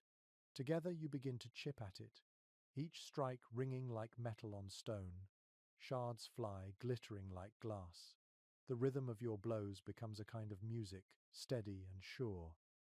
After several minutes, the ice cracks open, revealing black water beneath. Steam curls up, ghost-like. You kneel and scoop some into your bucket, careful not to spill. The surface ripples once, then stills again. You can see your reflection in it, pale and tired but alive. A curious story told by old shepherds says that frozen water holds memories of the sky. When it melts, those memories return to the world as rain. You like that thought. Perhaps this very ice remembers summers you have forgotten. On your way back, the village seems quieter than usual. Smoke rises from every chimney, but no one speaks. Everyone is busy with the same task, tending to their own buckets, breaking their own ice. The sound of iron on ice echoes through the air like a shared heartbeat. Academic studies of medieval daily life often highlight how even the simplest acts, fetching water, mending clothes, feeding animals, formed the rhythm of existence. You feel that rhythm now, each motion part of a larger song of endurance. It is not glorious, but it is steady, and that steadiness is what keeps you alive. Back at the cottage, you pour a portion of the new water into a pot for cooking. The rest goes into a small barrel near the hearth, where the fire will keep it from freezing again. You wipe your hands dry on your tunic, feeling the rough fabric scrape your skin. The warmth in your palms is almost dizzying after the cold outside. Your spouse takes the bucket and adds a pinch of salt to the pot. The hiss of water meeting heat fills the room. The smell of steam rises, clean and comforting. You take a deep breath, savoring it. A fragment of a medieval sermon once advised villagers to give thanks for water, calling it the first mercy of the world. You remember hearing that as a child and not understanding it. Now you do. In the heart of winter, water is a gift that must be fought for every day. As the evening settles in again, you refill your mug with warm broth and sit by the fire. The bucket gleams faintly in the corner, droplets of melted frost sliding down its sides. You feel an odd affection for it, this simple vessel that carries so much of your labor and your life. Outside, the wind begins to rise, sweeping across the frozen fields. You can hear it moaning faintly through the cracks in the door. You take another sip, close your eyes, and listen to the water in the pot as it begins to bubble. Its soft murmur feels almost like speech, a reminder that even in a world made of ice, Warmth still finds a way to speak. The cold tightens its grip. Each morning now, the frost creeps further across the floor before the fire wakes. Your fingers ache even before you touch anything. You move slower, more carefully, as if the very air resists you. Winter has grown cruel, and the world feels smaller with each breath you take. You light the fire again, but the logs hiss and spit. The wood is damp, not properly dried. Smoke rolls through the room before slipping up the chimney. You cough softly, waving it aside. The smell fills your nose, sharp and acrid, mingling with the sourness of your own breath. Your youngest child sneezes. Their cheeks are pale, their nose red. You press your hand to their forehead and frown. The skin feels too warm, the body trembling under the blanket. Illness always finds its way in when the nights grow long. Records from medieval parish registers reveal how fevers and lung sickness spread fastest in the cold months. Crowded homes, stale air, and damp straw made perfect breeding grounds for disease. A single cough could travel from one family to another before anyone even noticed. You know this too well. You have seen neighbors vanish from their doors, their houses falling silent within a week. You prepare a simple remedy. From a small jar near the hearth, you take a pinch of dried herbs, leftovers from summer's harvest, thyme, sage, and a few precious bits of honey. You boil them in water until the smell fills the room with warmth and hope. When it cools, you press the cup into your child's hands. They sip slowly, eyes half closed. An odd belief recorded by a traveling monk suggests that smoke from burning rosemary could chase away evil spirits of sickness. You recall your grandmother doing it once, the air thick with the smell of charred leaves. You think of trying it tonight, if only for the comfort of doing something. Outside, a dog barks in the distance, its voice carried on the wind. The sound feels lonely. You glance at your spouse, who sits by the fire spinning wool with tense shoulders. They say nothing, but you can see the same worry in their eyes. You both understand how fragile health can be. According to fragments of letters between physicians of the time, medieval medicine mixed faith with instinct. A healer might prescribe garlic, honey, or vinegar, but they might also whisper prayers to saints or mark crosses on a patient's chest. You have no doctor here, only the wisdom passed from one generation to another. Still, that knowledge has saved lives before. You take another log from the pile and feed it to the fire. The flames catch slowly, their light flickering over the faces of your family. Your eldest coughs too, though they wave it off with a smile. You pretend to believe them. A curious entry in a 15th century herbarium mentions a folk cure for fever, a piece of bread dipped in ale and placed beneath the pillow. If it was gone in the morning, the sickness had been carried away by invisible spirits. You wonder how many people were healed by faith alone. As the day drifts on, you keep the pot simmering, adding herbs as you find them. The scent of thyme and honey becomes your companion. The air grows heavy with steam, softening the sharpness of the cold. You spoon a bit into your own mouth, letting it soothe your throat. It tastes bitter but alive. Some scholars remain uncertain whether medieval peasants truly understood contagion. They knew that sickness passed through touch and air, yet they spoke of curses and bad luck instead of invisible causes. You find it strange to imagine life without knowing the names of your enemies, but perhaps ignorance was its own mercy. Your child sleeps now, their breath slow but steady. You wipe their brow with a damp cloth and whisper a quiet promise that they will see spring. You believe it because you must. The fire crackles again, stronger now. The warmth spreads slowly across the room. You take comfort in the sound, the rhythm of life continuing despite the weight of sickness. A curious superstition still lingers in your village. Never let the fire die completely, or death might enter with the cold. You keep that thought close, feeding the flames through the night even when your eyes ache with exhaustion. Outside, the wind grows louder, whistling against the roof. You pull your cloak tighter, feeling its rough wool scratch against your skin. Your spouse lays a hand on your shoulder. You look at each other for a moment. No words needed. This is how people endure, by sitting close, by tending the flame, by waiting. You take the herbs from the pot and hang them near the chimney to dry again. Every leaf matters. You do not know what tomorrow will bring, but tonight the fever has eased a little. That is enough. As the hours stretch on, the fire becomes the only heartbeat left in the room. You listen to it crack and sigh, thinking of all those who fought the same battle in winters long past. Illness, hunger, frost, they are as ancient as the snow itself. Yet here you are, still breathing, still watching the flame dance. You whisper a small prayer, not for miracles, but for time.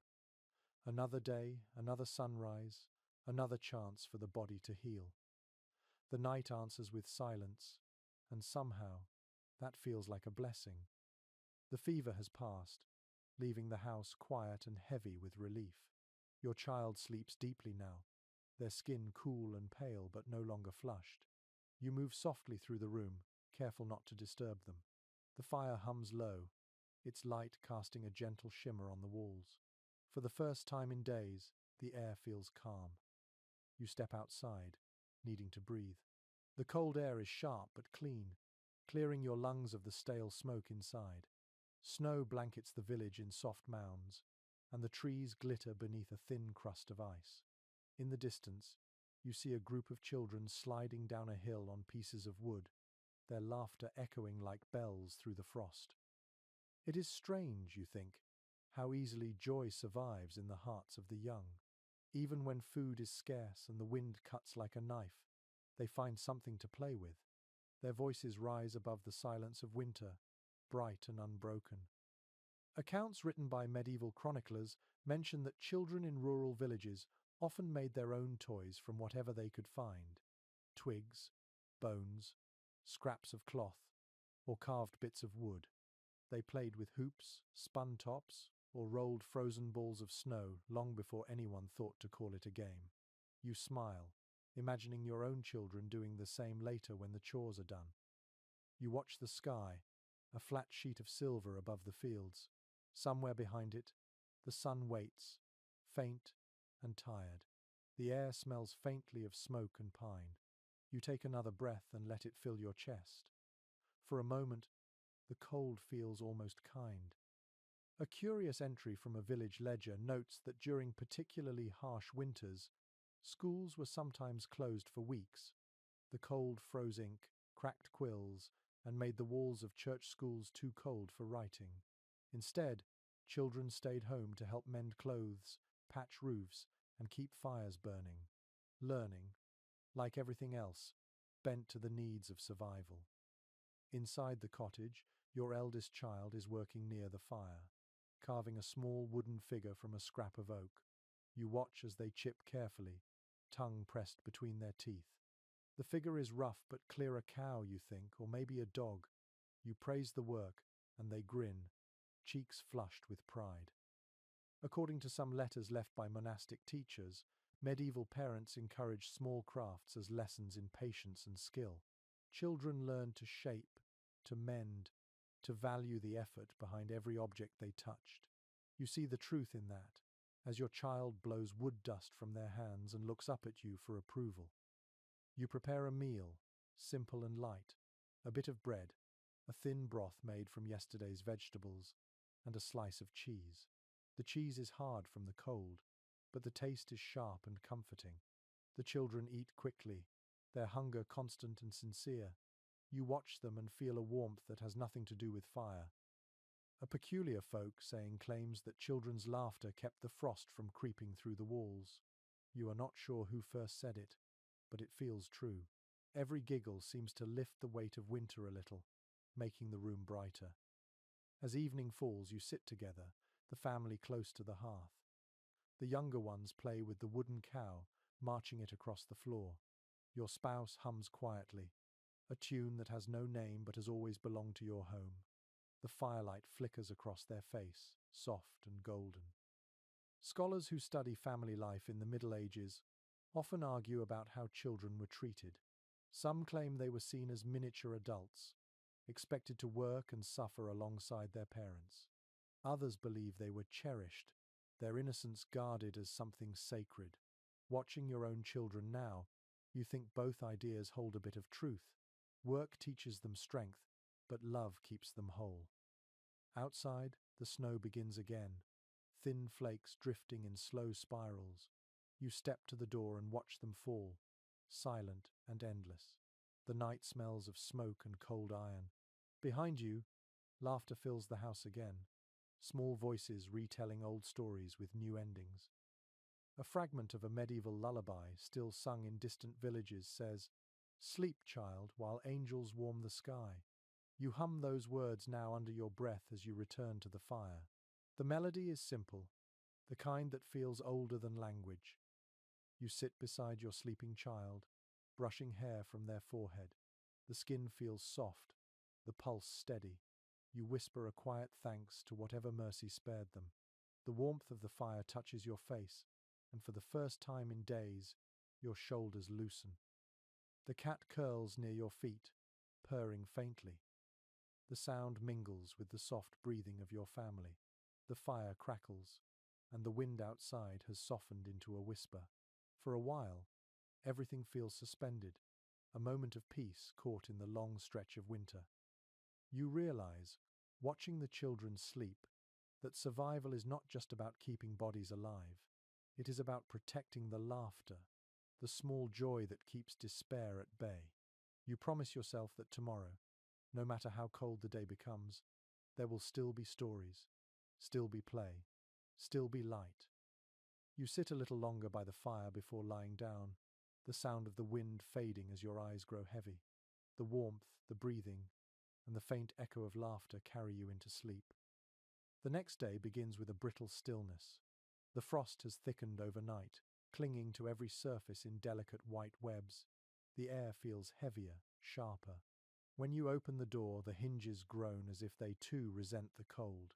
Beyond the threshold, the path that leads through the village glitters like glass. You know what that means. The traders will be late. Trade in winter is a slow and dangerous dance. Roads vanish under snow, bridges freeze solid, and carts break their wheels in ruts hidden beneath the ice. Yet some merchants still travel, chasing the last scraps of profit before the season shuts them in. They bring salt, oil, iron tools, sometimes cloth or dried fish. You wait for them like one waits for the return of sunlight. Evidence from medieval merchant guild records shows that trade routes in winter were lifelines for remote villages. Salt, especially, was as precious as gold. Without it, meat spoiled and broth turned sour. You look at the small pot of salt in your kitchen, less than a handful left, and feel a flicker of worry. By midday, the sound of bells reaches your ears. You step outside and see them at last. A line of figures trudging through the snow, cloaks dusted white, their carts creaking behind them. The horse's breath hangs thick in the air.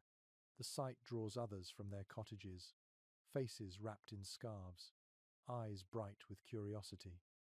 You walk down the path to greet them. The lead merchant lifts a gloved hand in greeting, his beard frozen into tiny icicles. He smiles, though his lips are cracked. His cart is piled high with sacks and bundles tied with rope. The smell of leather and smoke surrounds him. According to travelers' diaries from the 14th century, winter merchants were admired for their toughness and pitied for their risks. Many never made it home, caught by blizzards or robbed along lonely roads. Yet they kept coming, drawn by need and hope. You think of that now as you help unload a sack of coarse salt from the wagon. One of the merchants offers you a small pouch of grain in exchange for wool thread. The trade feels fair enough, though both of you pretend not to notice the strain of hunger in each other's eyes. Barter is not business in times like these. It is survival, wrapped in courtesy. A peculiar note from a Hanseatic ledger mentions that traders often carried small talismans against frostbite, bits of bone carved with suns or knots. You see one now hanging from the merchant's belt, a simple disc etched with circles.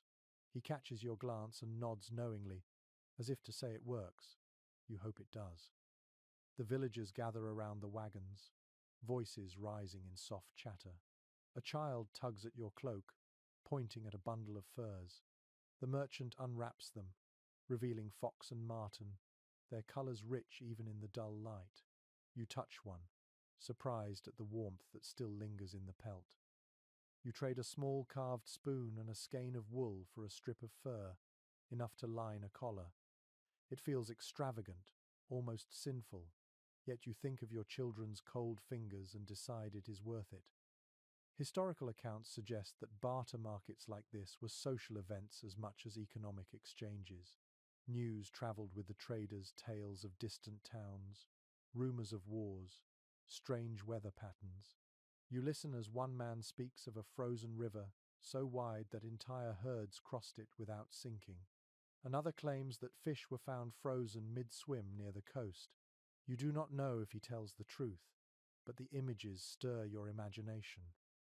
Scholars today often argue whether medieval trade brought comfort or inequality to small communities. To you, it seems simple. Without the merchants, winter would swallow villages whole. Each sack of grain, each handful of salt, is a thread tying one world to another. As the afternoon fades, the merchants light a small fire near the edge of the square. The villagers share ale and bread with them, passing mugs around in good cheer. You join in, the taste of the ale warm and sharp on your tongue. For a little while, the cold feels distant, the fire's light shared by all. An old story told by merchants speaks of a saint who guided travellers through snowstorms, her lantern never dimming. They whisper her name before each journey, though none of them can agree which saint she was. You think of her now, watching the glow of their fire reflected in the snow. Perhaps she walks beside them still. When the traders finally pack up to leave, the villagers help push their carts back onto the frozen road. The sky is turning purple, the first stars faint above the trees. The bells on the horses jingle softly, fading as they disappear into the distance. You stand for a moment, listening to the silence that follows. The village seems smaller again without their noise and laughter. You clutch the strip of fur in your hand, its texture soft and strange. It smells faintly of smoke and travel, of places you will never see.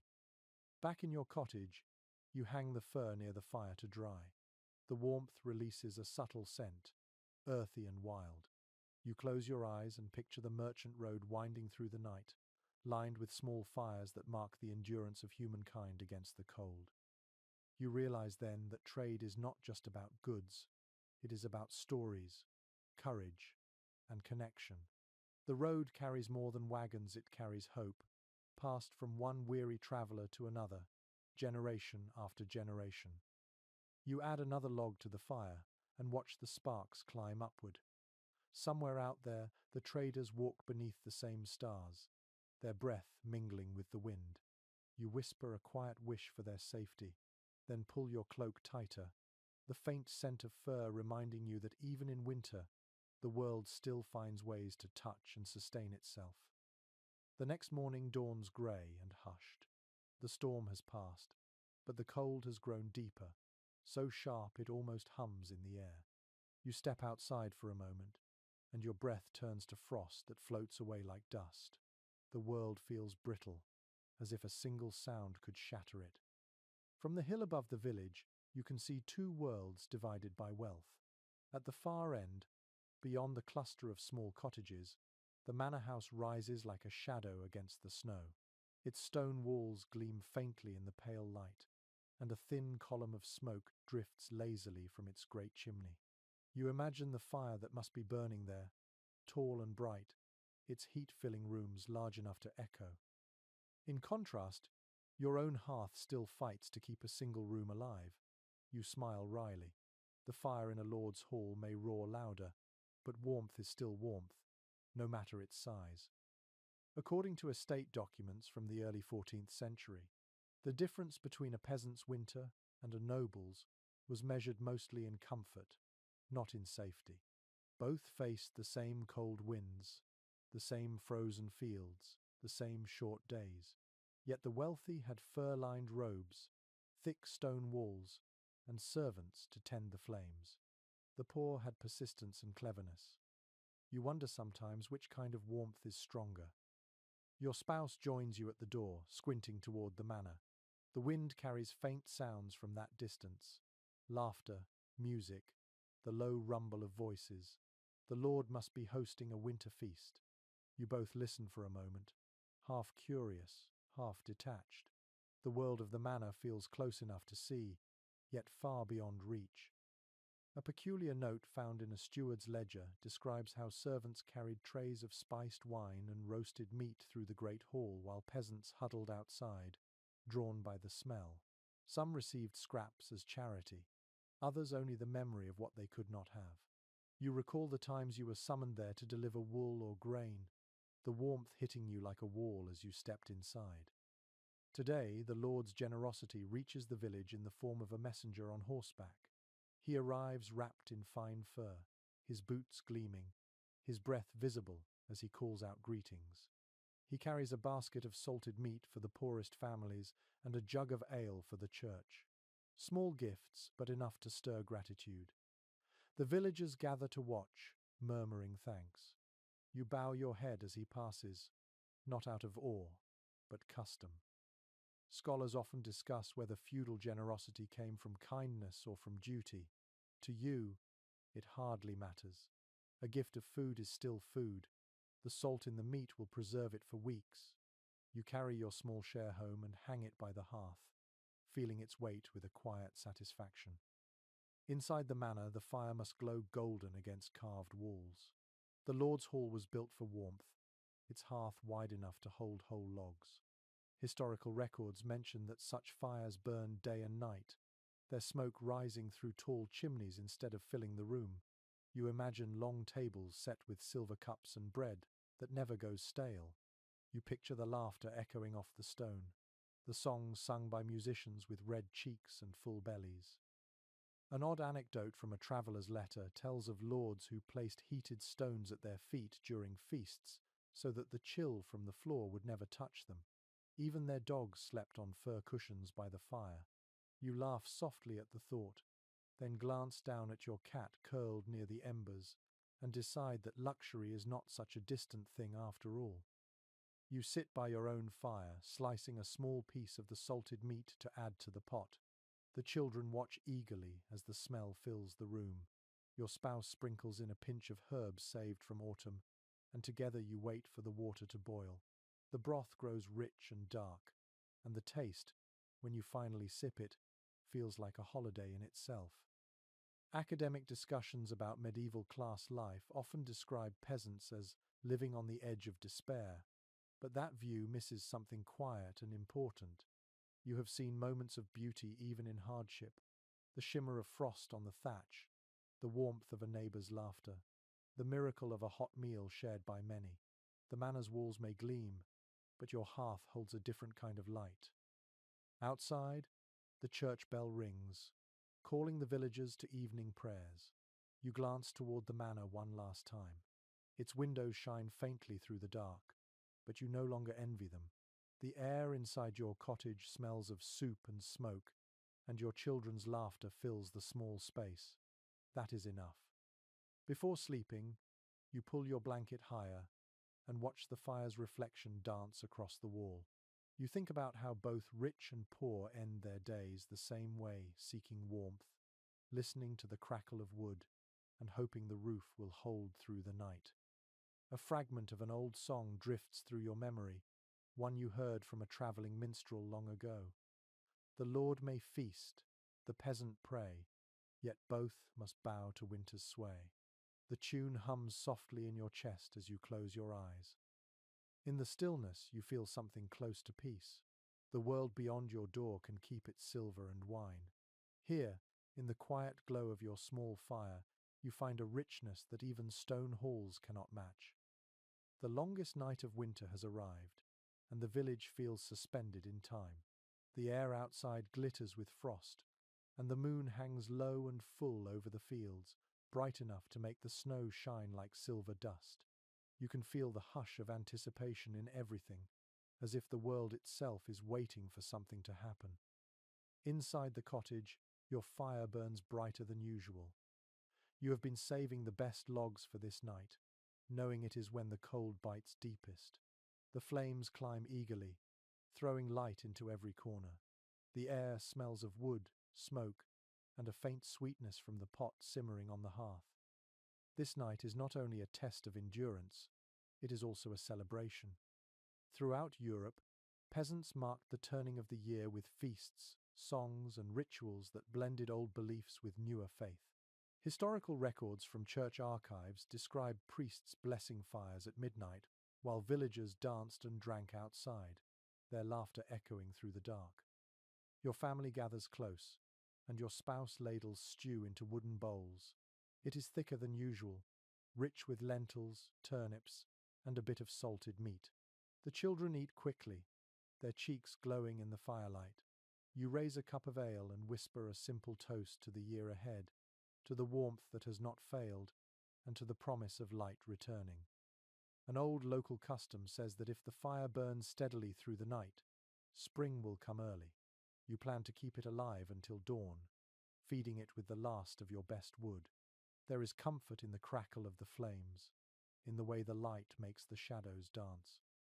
A curious tradition recorded in Scandinavian chronicles mentions the practice of drinking to the ancestors on midwinter night. A cup of ale or mead was poured onto the hearth in remembrance of those who endured winters past. You follow the gesture quietly, tipping a few drops into the fire. The flames hiss, then flare as if in reply. For a brief moment, you imagine unseen faces smiling in the glow. Outside, faint music drifts through the air. You open the door and see a group of villagers walking from house to house, singing in low voices. Their songs are old, the words half forgotten, but their rhythm is familiar and comforting. You wave them in, and soon your small cottage fills with laughter and steam from the fire. A man with a fiddle begins to play. The melody twists and spins, warm and playful. The children clap, the cat bolts under the bed, and even your spouse smiles as they hum along. The sound feels like sunlight in the middle of darkness. Accounts from medieval court records reveal that village festivals often worried the local priests. Too much laughter, too much ale, too much memory of pagan joy. Yet even the church bells could not silence the songs that had survived since before written history. You think of that now, as one of the singers jokes that every flame in every cottage is an offering to the same invisible Sunday. The ale jug passes around, and you take a small sip. It tastes stronger than you remember, spiced with herbs and warmth. Someone shares a story about a man who tried to drink away the cold until he mistook a snowdrift for his bed.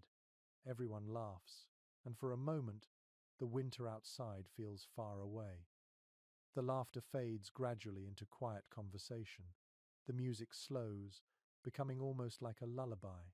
You find yourself staring into the fire again, the orange light flickering across your hands. The warmth feels alive, steady, and kind.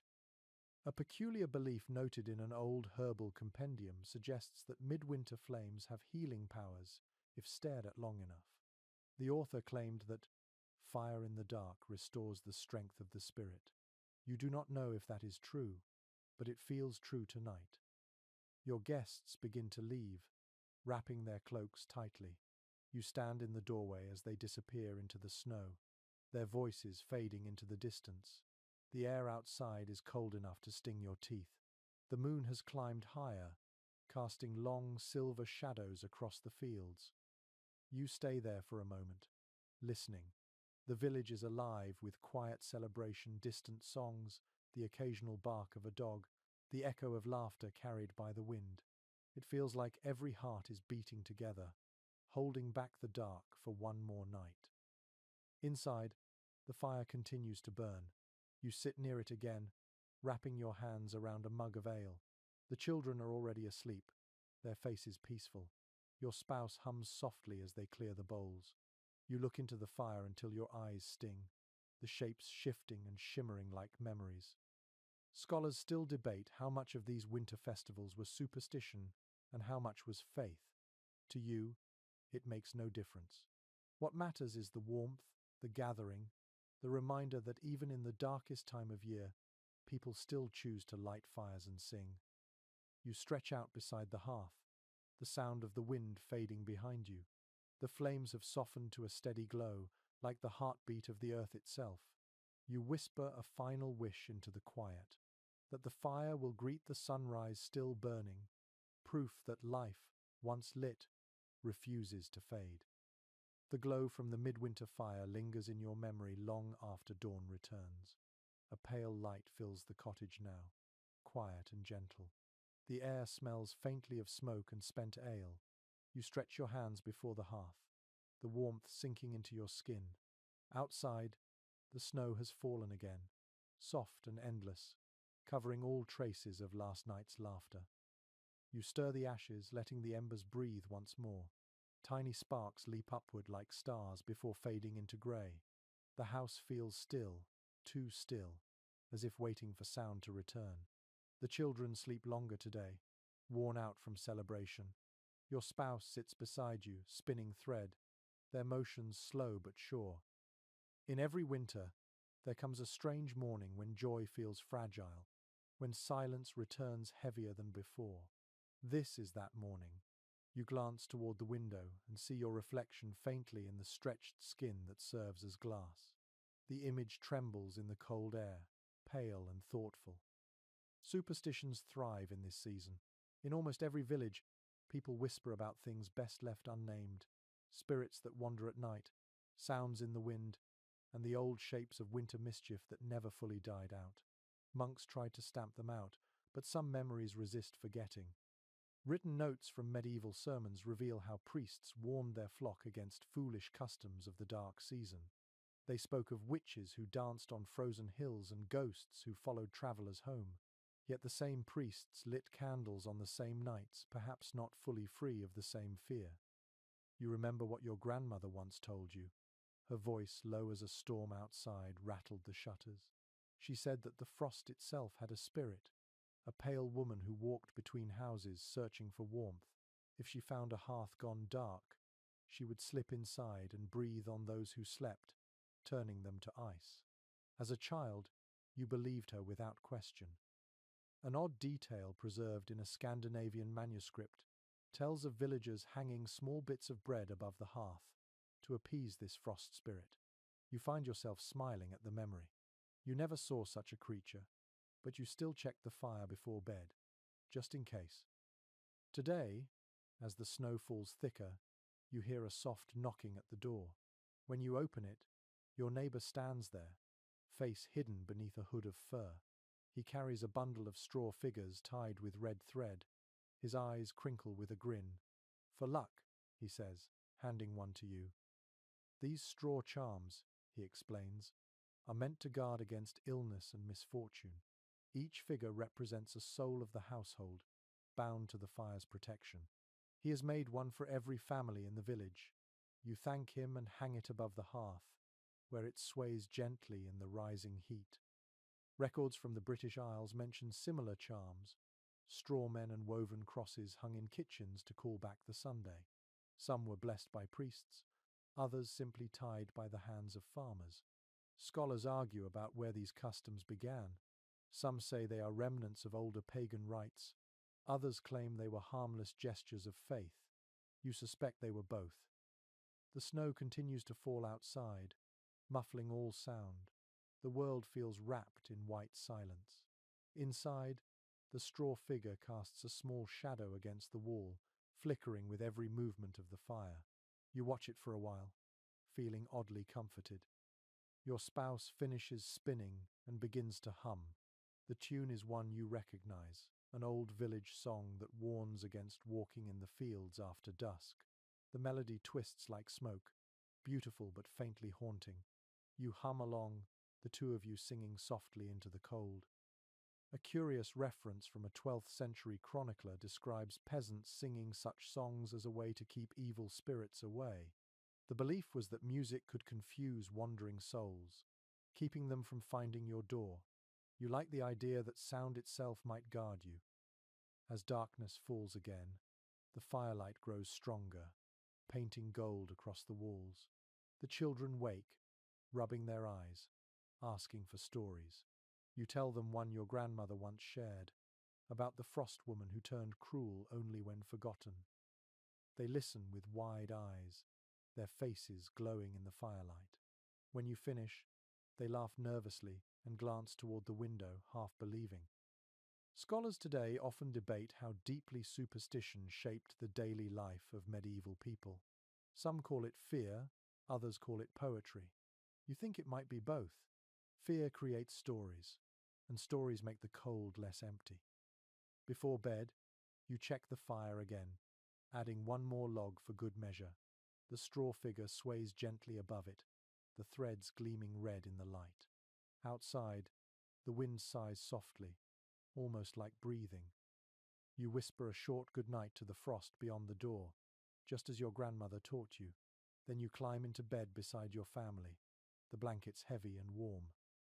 The snow falls quietly through the night. Somewhere outside, the trees creak, and the sky glows faintly with moonlight. You close your eyes, listening to the fire, the breathing, and the endless hush of winter.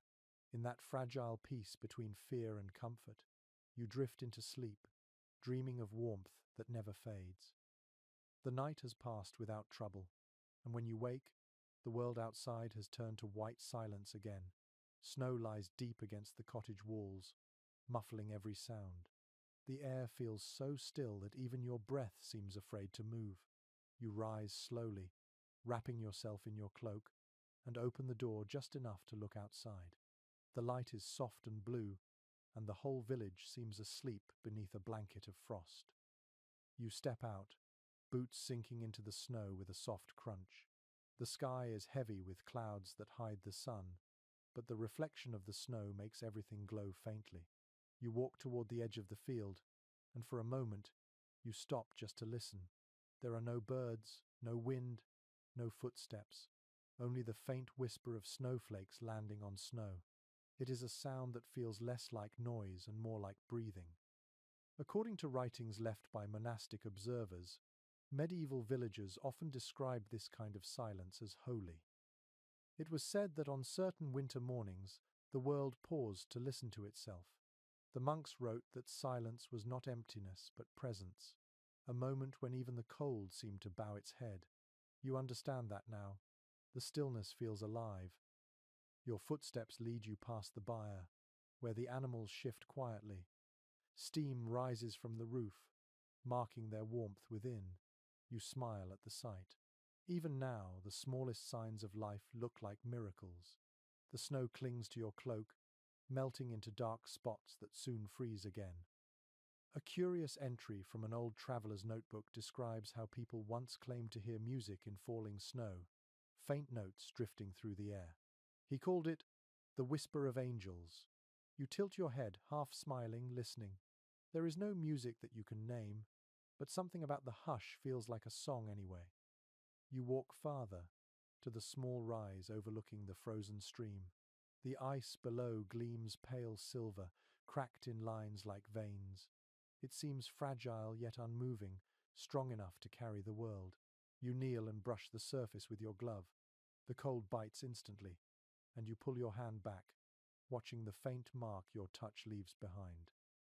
According to records of early natural philosophers, frost fascinated people long before they understood it. They thought of it as a living force, a creature that grew overnight, covering the earth with glassy scales. One scholar wrote that frost feeds upon silence. The phrase lingers in your mind, fitting perfectly with the world around you now.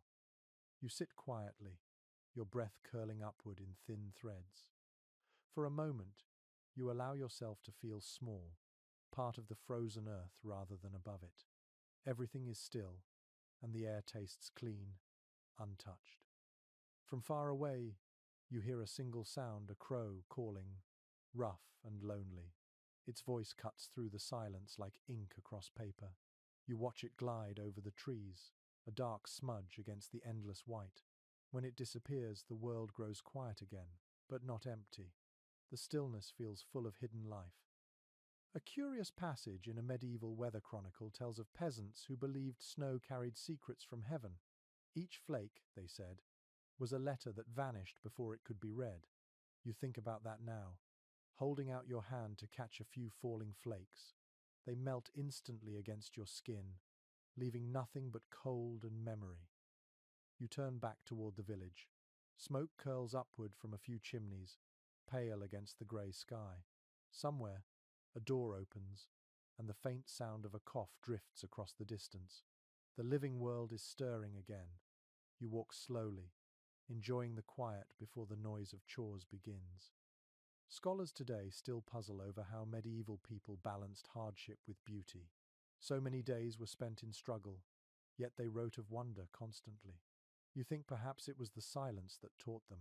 When everything else is stripped away, what remains is the small grace of being alive in the midst of it all. Back inside your cottage, the warmth feels almost startling. The fire crackles, and the scent of smoke wraps around you like a blanket. Your spouse looks up from stirring a pot, their face calm and bright in the glow. The children chatter quietly, still half asleep. You stand for a moment, letting the contrast between inside and outside settle deep into you.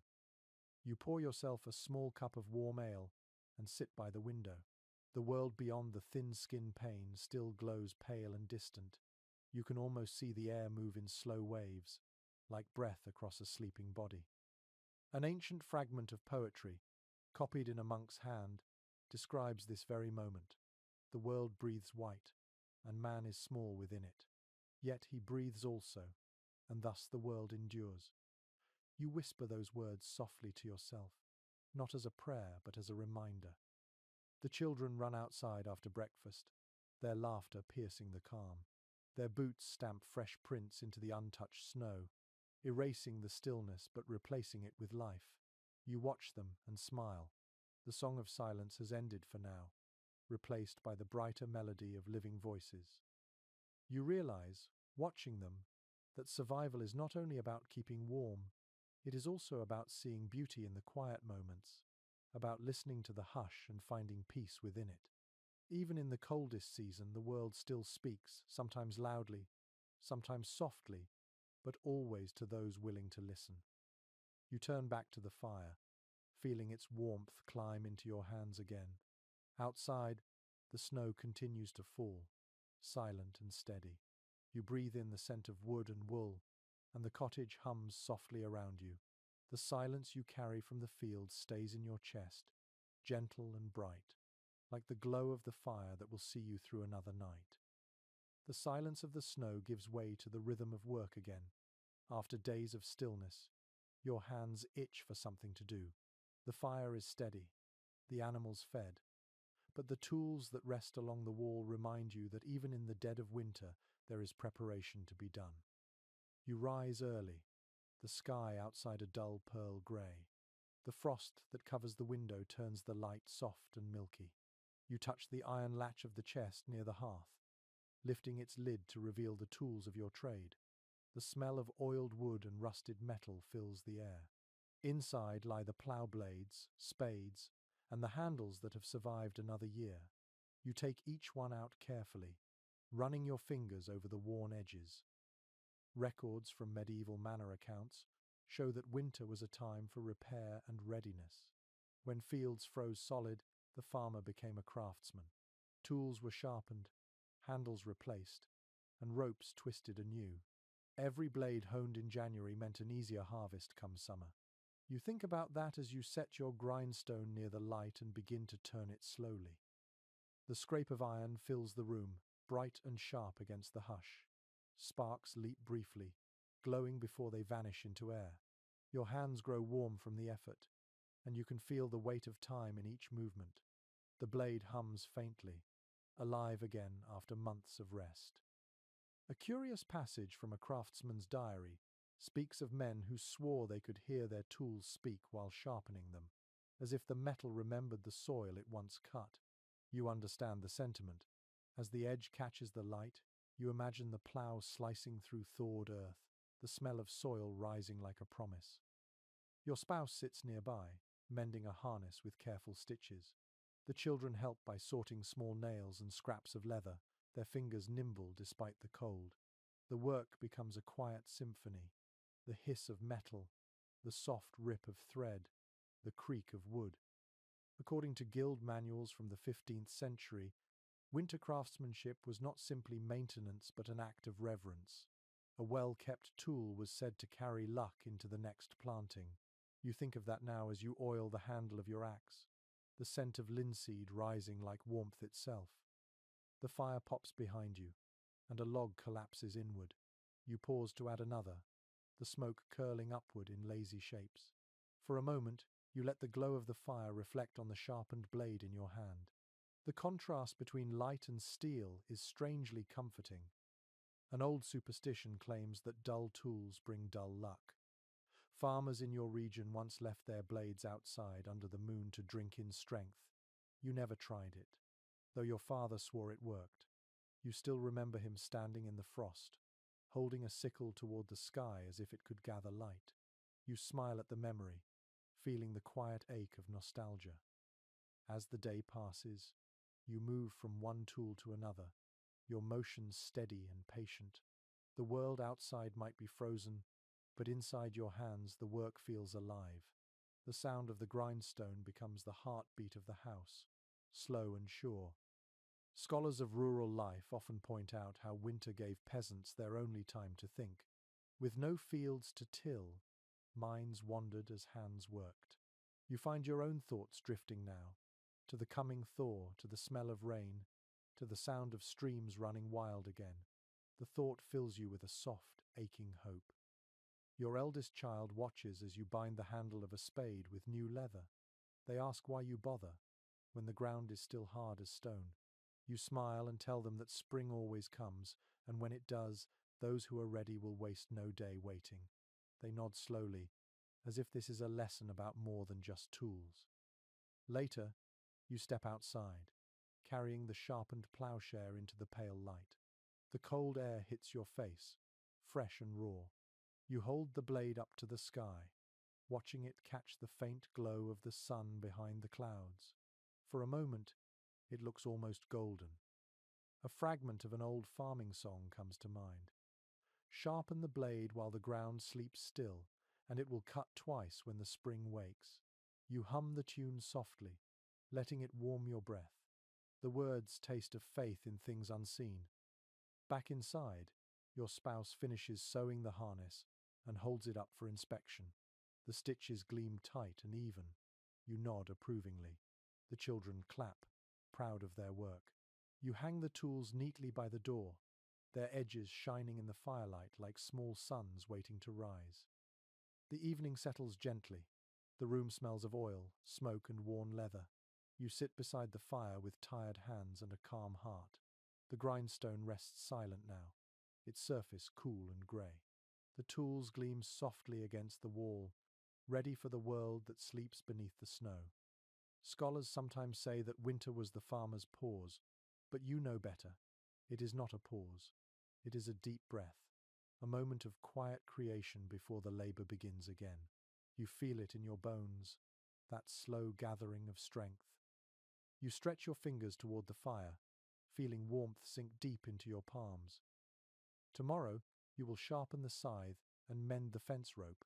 For now, you listen to the soft hiss of the fire, the steady breathing of your family, and the quiet hum of the tools that wait like loyal companions for the return of the Sunday. Morning arrives pale and quiet. The air feels heavier now, as if the cold has thickened into something solid. You rise and stoke the fire, watching the flames struggle before they finally catch. The smoke curls upward, filling the cottage with its familiar, comforting scent. You breathe it in deeply, then glance at the stack of wood by the wall. It has grown smaller. Winter is not finished with you yet. The children still sleep, bundled tightly under their blankets. You step outside, the door creaking softly behind you, and look toward the village road. The world is wrapped in fog. The trees stand motionless, their branches weighted with frost. Each breath you take forms a ghost that lingers before vanishing. It is beautiful and cruel at once. You walk to the church at the edge of the village, where the records of weather and time are kept by the priest. The wooden door groans as you push it open, and a rush of cold air follows you inside. The church smells of wax, old stone, and a faint trace of incense. The priest sits at his desk, bent over a thick book, his quill scratching slowly.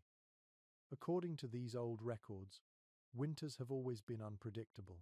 Some are short and mild, others stretch for months without mercy. You glance over the parchment and see drawings of frost patterns, dates of great freezes, and notes on strange occurrences. A river frozen hard enough to walk across, a summer snow in the year of famine, a night when the stars were said to burn red. A curious entry catches your eye. It tells of a winter so cold that even the sea froze near the coast, trapping ships in ice. Fishermen lit fires on the frozen waves to keep from freezing themselves. You imagine the sight of flames burning on water, and the image stays with you, eerie and magnificent.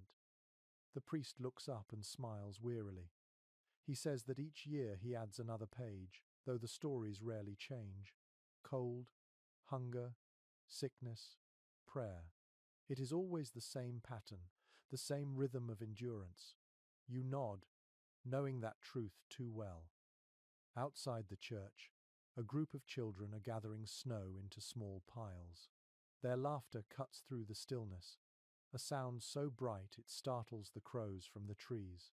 You watch them a moment, smiling despite yourself.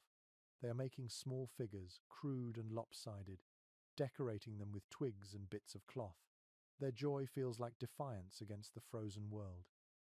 Scholars studying these chronicles often speak of how villagers marked time through such stories, not calendars. Seasons were counted by memory. The year of the great frost, the year the river froze, the year the firewood ran out. Every entry in the priest's book is a reminder that people have always measured life not by comfort, but by what they survived. You return home carrying that thought like a small flame in your chest. The fog has thickened now, turning the world into shades of white and grey. You can barely see the next cottage, only faint outlines in the mist. The snow muffles your footsteps, and the silence feels immense. Back inside, your spouse has placed a pot of porridge over the fire. The smell of oats fills the room. The children are awake now, their faces rosy with warmth. You tell them about the frozen sea, and they listen with wide eyes. The youngest asks if people could skate across it. You laugh softly and say perhaps they could. According to travelers' accounts from those times, entire festivals were held on frozen rivers. Merchants set up stalls, musicians played, and people danced upon the ice as if winter itself were a floor for celebration. You can almost see it in your mind, the lights, the laughter, the sound of skates cutting smooth arcs into glass. A peculiar report from the same records mentions a night when the aurora filled the sky, turning it green and violet. People thought it was a sign from heaven, either warning or blessing. The priest wrote that the villagers prayed all night while children pointed and laughed at the colors. The idea makes you smile. Fear and wonder often share the same sky. Your spouse hands you a bowl, and you eat slowly, savoring the warmth that spreads through your body. You can hear the wind outside again, soft but persistent, brushing against the walls. The straw figure above the hearth sways slightly, its red thread glinting. Later, you take out an old parchment scrap from a chest, a letter written long ago by a merchant who once stayed in the village. His handwriting is uneven but lively. He wrote of that same frozen river, of men skating with torches in their hands, their reflections glowing in the ice. He said it was the most beautiful thing he had ever seen.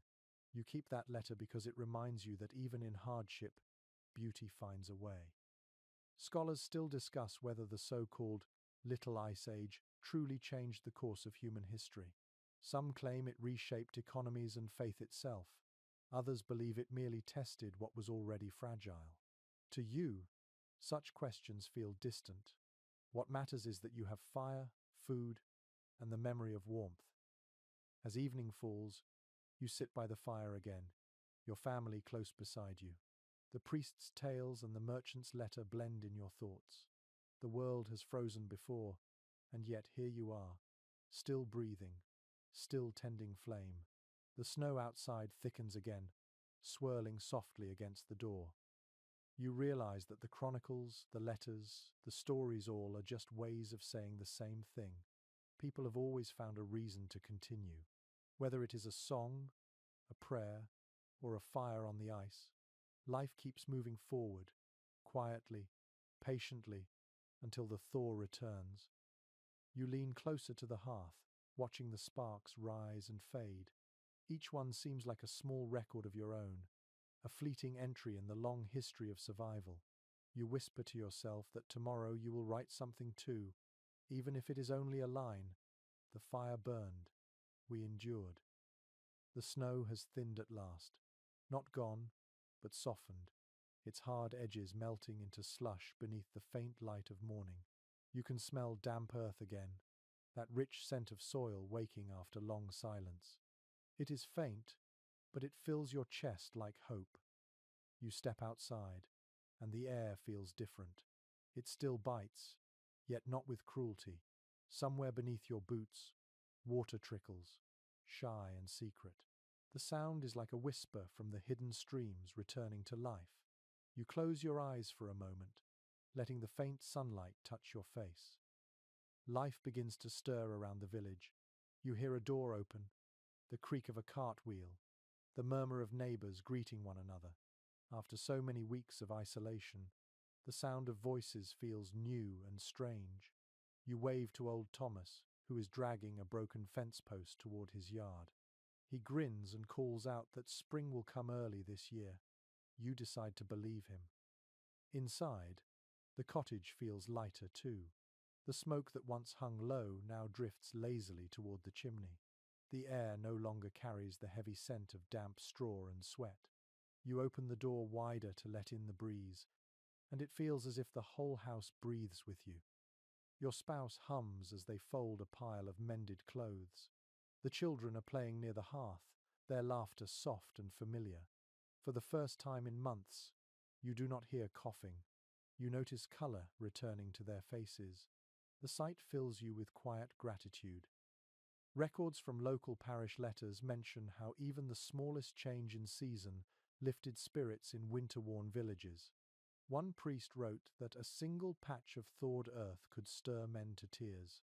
You understand that completely. You feel that same swelling warmth now, seeing the grey snow shrink at the edges of your field. You decide to walk to the nearby stream, carrying a bucket though you do not truly need it.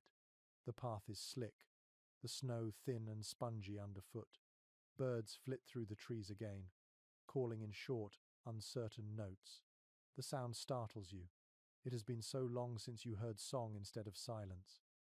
A curious note from a traveling monk's journal mentions that peasants often believed birds carried messages from the saints at the end of winter. When the first robin appeared, villagers would stop their work and whisper a prayer of thanks. You find yourself doing the same when you see a small brown bird perched on a bare branch. Its feathers ruffle in the wind, and it chirps once before flying away. The stream itself is half frozen, but where the ice has cracked, water runs fast and clear. You crouch and touch it with your fingertips. It feels alive, cold but clean. You fill your bucket just for the pleasure of hearing the splash. The surface ripples like liquid glass, and for a moment you see the sky reflected perfectly within it. According to accounts from medieval weather watchers, such thaws often marked a brief respite before another wave of frost. Yet people always hoped each one would be the last. You know that hope well. You choose to believe this one will hold. You linger by the stream, watching mist rise where water meets cold air. Your thoughts drift to those who did not survive the season. Every village loses someone to the long nights, and grief in winter feels heavier than at any other time. Yet even grief softens with the thaw. You whisper their names quietly, letting the wind carry them away. When you return home, the village feels busier. A few neighbors are clearing snow from their roofs, others mending fences or leading animals out for air. Everywhere you look, hands are moving, ready to build again. The rhythm of work sounds like a song you have almost forgotten. Scholars who study seasonal life in the Middle Ages often speak of the emotional rebirth that came with the first thaw. People laughed more easily, argued less, shared food without counting portions. You see it now in the way Thomas helps a widow fix her gate, in the way two children chase each other across the wet ground, splashing in melted snow as if it was summer rain. Inside your home, the fire burns lower, but you do not mind. The air carries its own gentle warmth. Your spouse has placed a vase on the table, filled with dry twigs and one tiny sprig of green. You do not know how it found life in this weather, but it glows faintly in the light from the window. A curious observation from a medieval herbalist's notebook claims that the first plants to break the frost carry blessings in their roots. People would dig them up carefully and hang them above their doors to keep misfortune away. You make a note to look for some tomorrow. The evening comes quietly. You sit by the window with your cup of broth and watch the light fade over the fields. The snow glows faintly, turning from white to pink to blue, until it is only shadow. The sound of dripping water fills the silence like soft music. Your spouse joins you, resting their head on your shoulder. Neither of you speaks for a long time. You simply listen together to the sound of the thaw, the quiet heartbeat of the changing season. Scholars still debate whether hope is learned or instinctive. You think it is neither. Hope is simply what happens when the cold finally loosens its grip and the sound of running water returns to the world. It rises naturally, like breath after too long holding still. You set your cup down and watch the final embers fade. Tomorrow there will be more work to do, but tonight you allow yourself to rest. The thaw has begun. The air smells faintly of soil and life. For the first time in months, you drift to sleep without shivering, the sound of melting snow outside your window steady as a lullaby. Morning light spills gently into the cottage, not white and harsh as before, but golden. The frost on the window has melted into small droplets, each one catching the sunlight like a jewel. You sit up slowly, the straw mattress creaking beneath you, and listen. Somewhere beyond the walls, a drip of water falls from the thatch, steady as a clock. It is the first true sound of spring. You push open the door, and the air rushes in, soft and damp, smelling of mud and thawed earth. The snow still clings in shaded hollows, but the ground beneath your feet feels different now, pliant, alive. The road through the village glistens with puddles, and thin tendrils of mist curl across the fields. You breathe deeply, feeling the cold fade from your lungs. This is the scent of beginnings, of everything that once slept now waking. You can almost hear the soil stirring beneath its crust, the worms and roots stretching toward life again. According to manorial planting records, this moment was the most sacred of the farming year. Every winter ritual, every prayer, every long night by the fire led to this. The first signs of the thaw were not just a change in weather, but a promise that the world still kept its ancient rhythm. Farmers called it the whisper of the ground, and you feel it now in your bones. You walk to the edge of the field, where the snow has retreated enough to reveal dark, wet furrows. The soil is soft beneath your boots, and a faint steam rises from it as the morning sun warms its surface. You kneel and press your hand into the earth. It is cold but forgiving, clinging to your fingers like a handshake from an old friend. A curious account from a 14th century agrarian diary describes how villagers would touch the soil to their lips at the first thaw, believing it brought good fortune. You decide to try it, tasting the faint bitterness of iron and salt. It feels like a small prayer. Behind you, the village stirs to life. You hear doors opening, laughter, the creak of carts being rolled from storage. Smoke rises from every chimney, not thick and desperate this time, but light and grey. The air is filled with voices again, and you realize how deeply you had missed the sound of people living instead of merely enduring. Your neighbor calls out a greeting as he leads his oxen toward the road. He waves a gloved hand and says the ground will be ready soon for ploughing. His voice carries a hint of joy. The oxen snort steam into the air, their coats gleaming with a thin sheen of melted frost. You wave back, sharing his smile. According to chronicles written by rural clerks, this season of awakening often began with gatherings of the entire village. People repaired fences, cleared ditches, and rebuilt whatever winter had broken. You see that pattern forming already. Children run between houses with armfuls of straw, women sweep the thresholds, and men test their tools in the warming air. You return home to find your spouse laying fresh rushes on the floor, the scent of green reeds replacing the musty smell of old straw. The cat stretches in a beam of sunlight, lazily swatting at a fly that has wandered in through the open door. The world inside feels lighter, as if it too has taken a deep breath. An old belief, written in a parish songbook, said that sunlight at the thaw could heal melancholy. It was called God's gentle fire. You close your eyes for a moment, letting the warmth touch your face, and you understand why someone might think so. The children burst in, breathless and laughing, holding small treasures they have found outside, a half-frozen flower, a feather, a pebble smoothed by the stream. They spread them on the table as if presenting gifts. You praise each one, though you know the true gift is their laughter echoing through the house again. As afternoon fades, you walk once more to the field. The light has softened into amber, and the last of the snow glows faintly before it disappears. You stand still, listening to the water running beneath the soil, the quiet hum of rebirth. Scholars of medieval life often describe spring as a rebirth not only of the land but of faith itself. After months of silence, the thaw returned people to prayer, not out of fear but gratitude. You feel that same impulse now, though no words come. You simply bow your head, letting the warmth of the sun settle into you. Your spouse joins you, their hand finding yours. Together you watch the sky fade from gold to grey, the world around you wet and shining, alive once more. You do not speak. There is nothing to say that could improve the moment. When you return home, the air inside feels gentler, the fire small but steady. You eat your evening meal slowly, savouring every bite. The stew tastes richer than usual, though you know it is made of the same humble things. Perhaps hunger tastes different when paired with hope. Before sleep, you step outside again. The moon is high, pale and kind. The fields gleam faintly with melting frost. You can hear water dripping from the trees, each drop marking the slow retreat of winter. You whisper a quiet thanks to the night, to the thaw, to the fire still burning behind you.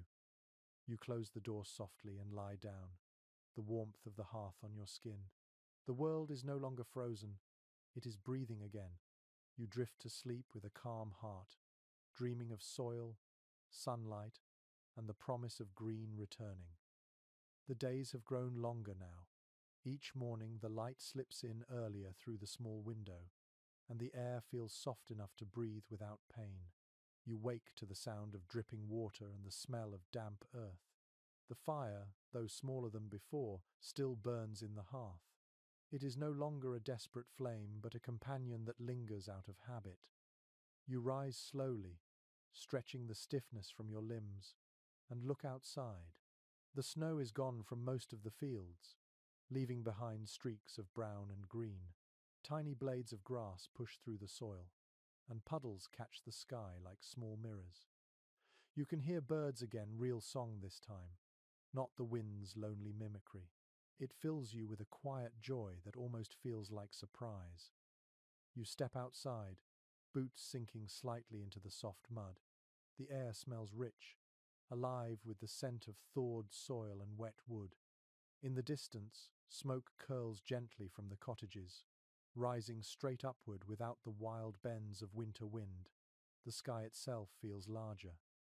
According to notes left in an old farming calendar, this was the moment every medieval farmer waited for, the time to test the plough, to walk the field, to feel the promise of life returning beneath their feet.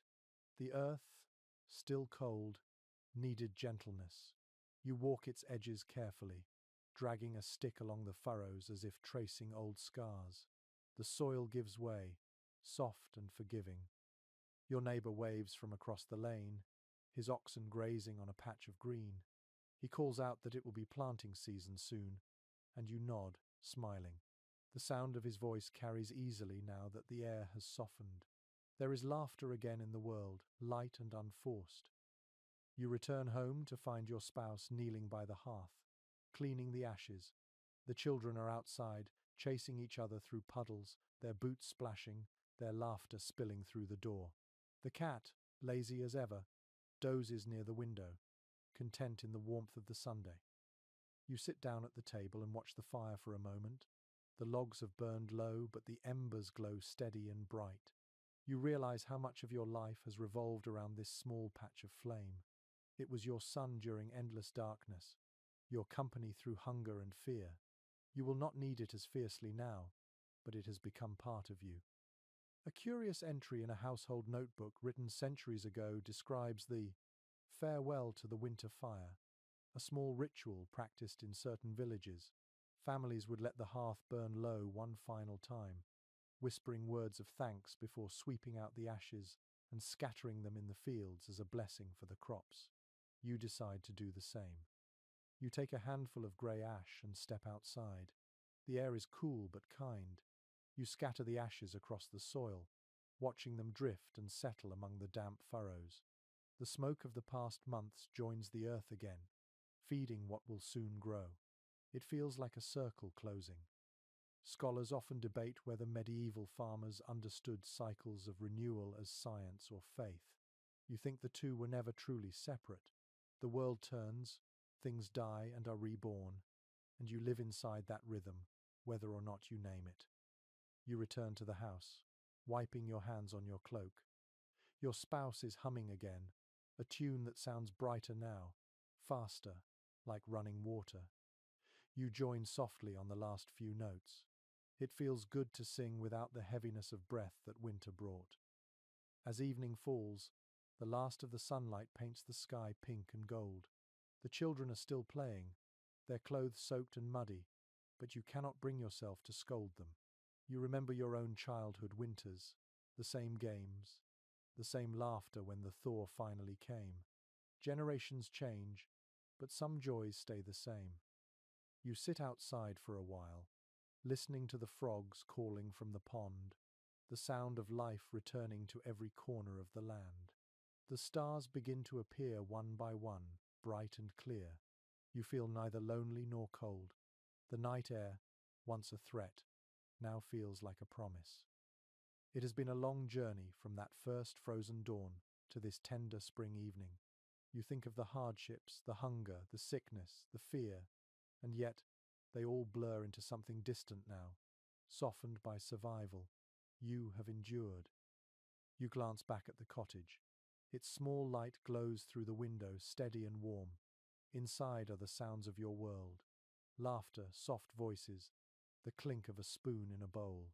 You step through the doorway one last time for the night, carrying the smell of thawed air with you.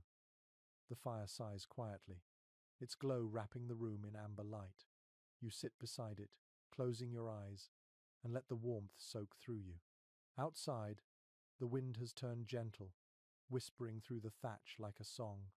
The long winter has ended. Now the earth sleeps lighter, and so do you. The fire burns lower, soft and slow. The room is dim now, filled with the faint scent of smoke and wool. You breathe deeply, letting the quiet fill you. The long winter is behind you, but its rhythm still hums softly in your chest, the crackle of wood, the sound of water thawing, the whisper of wind against old walls.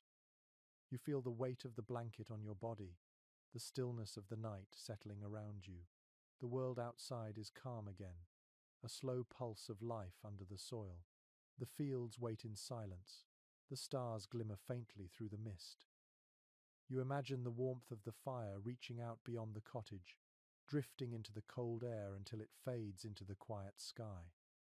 Let your breath slow. Let the last traces of frost melt away. The hardest part has passed. All that remains now is rest, warmth, and the steady heartbeat of a world renewed. You close your eyes and let yourself drift with the fire's glow, carried by the gentle hush that follows every winter. Sweet dreams.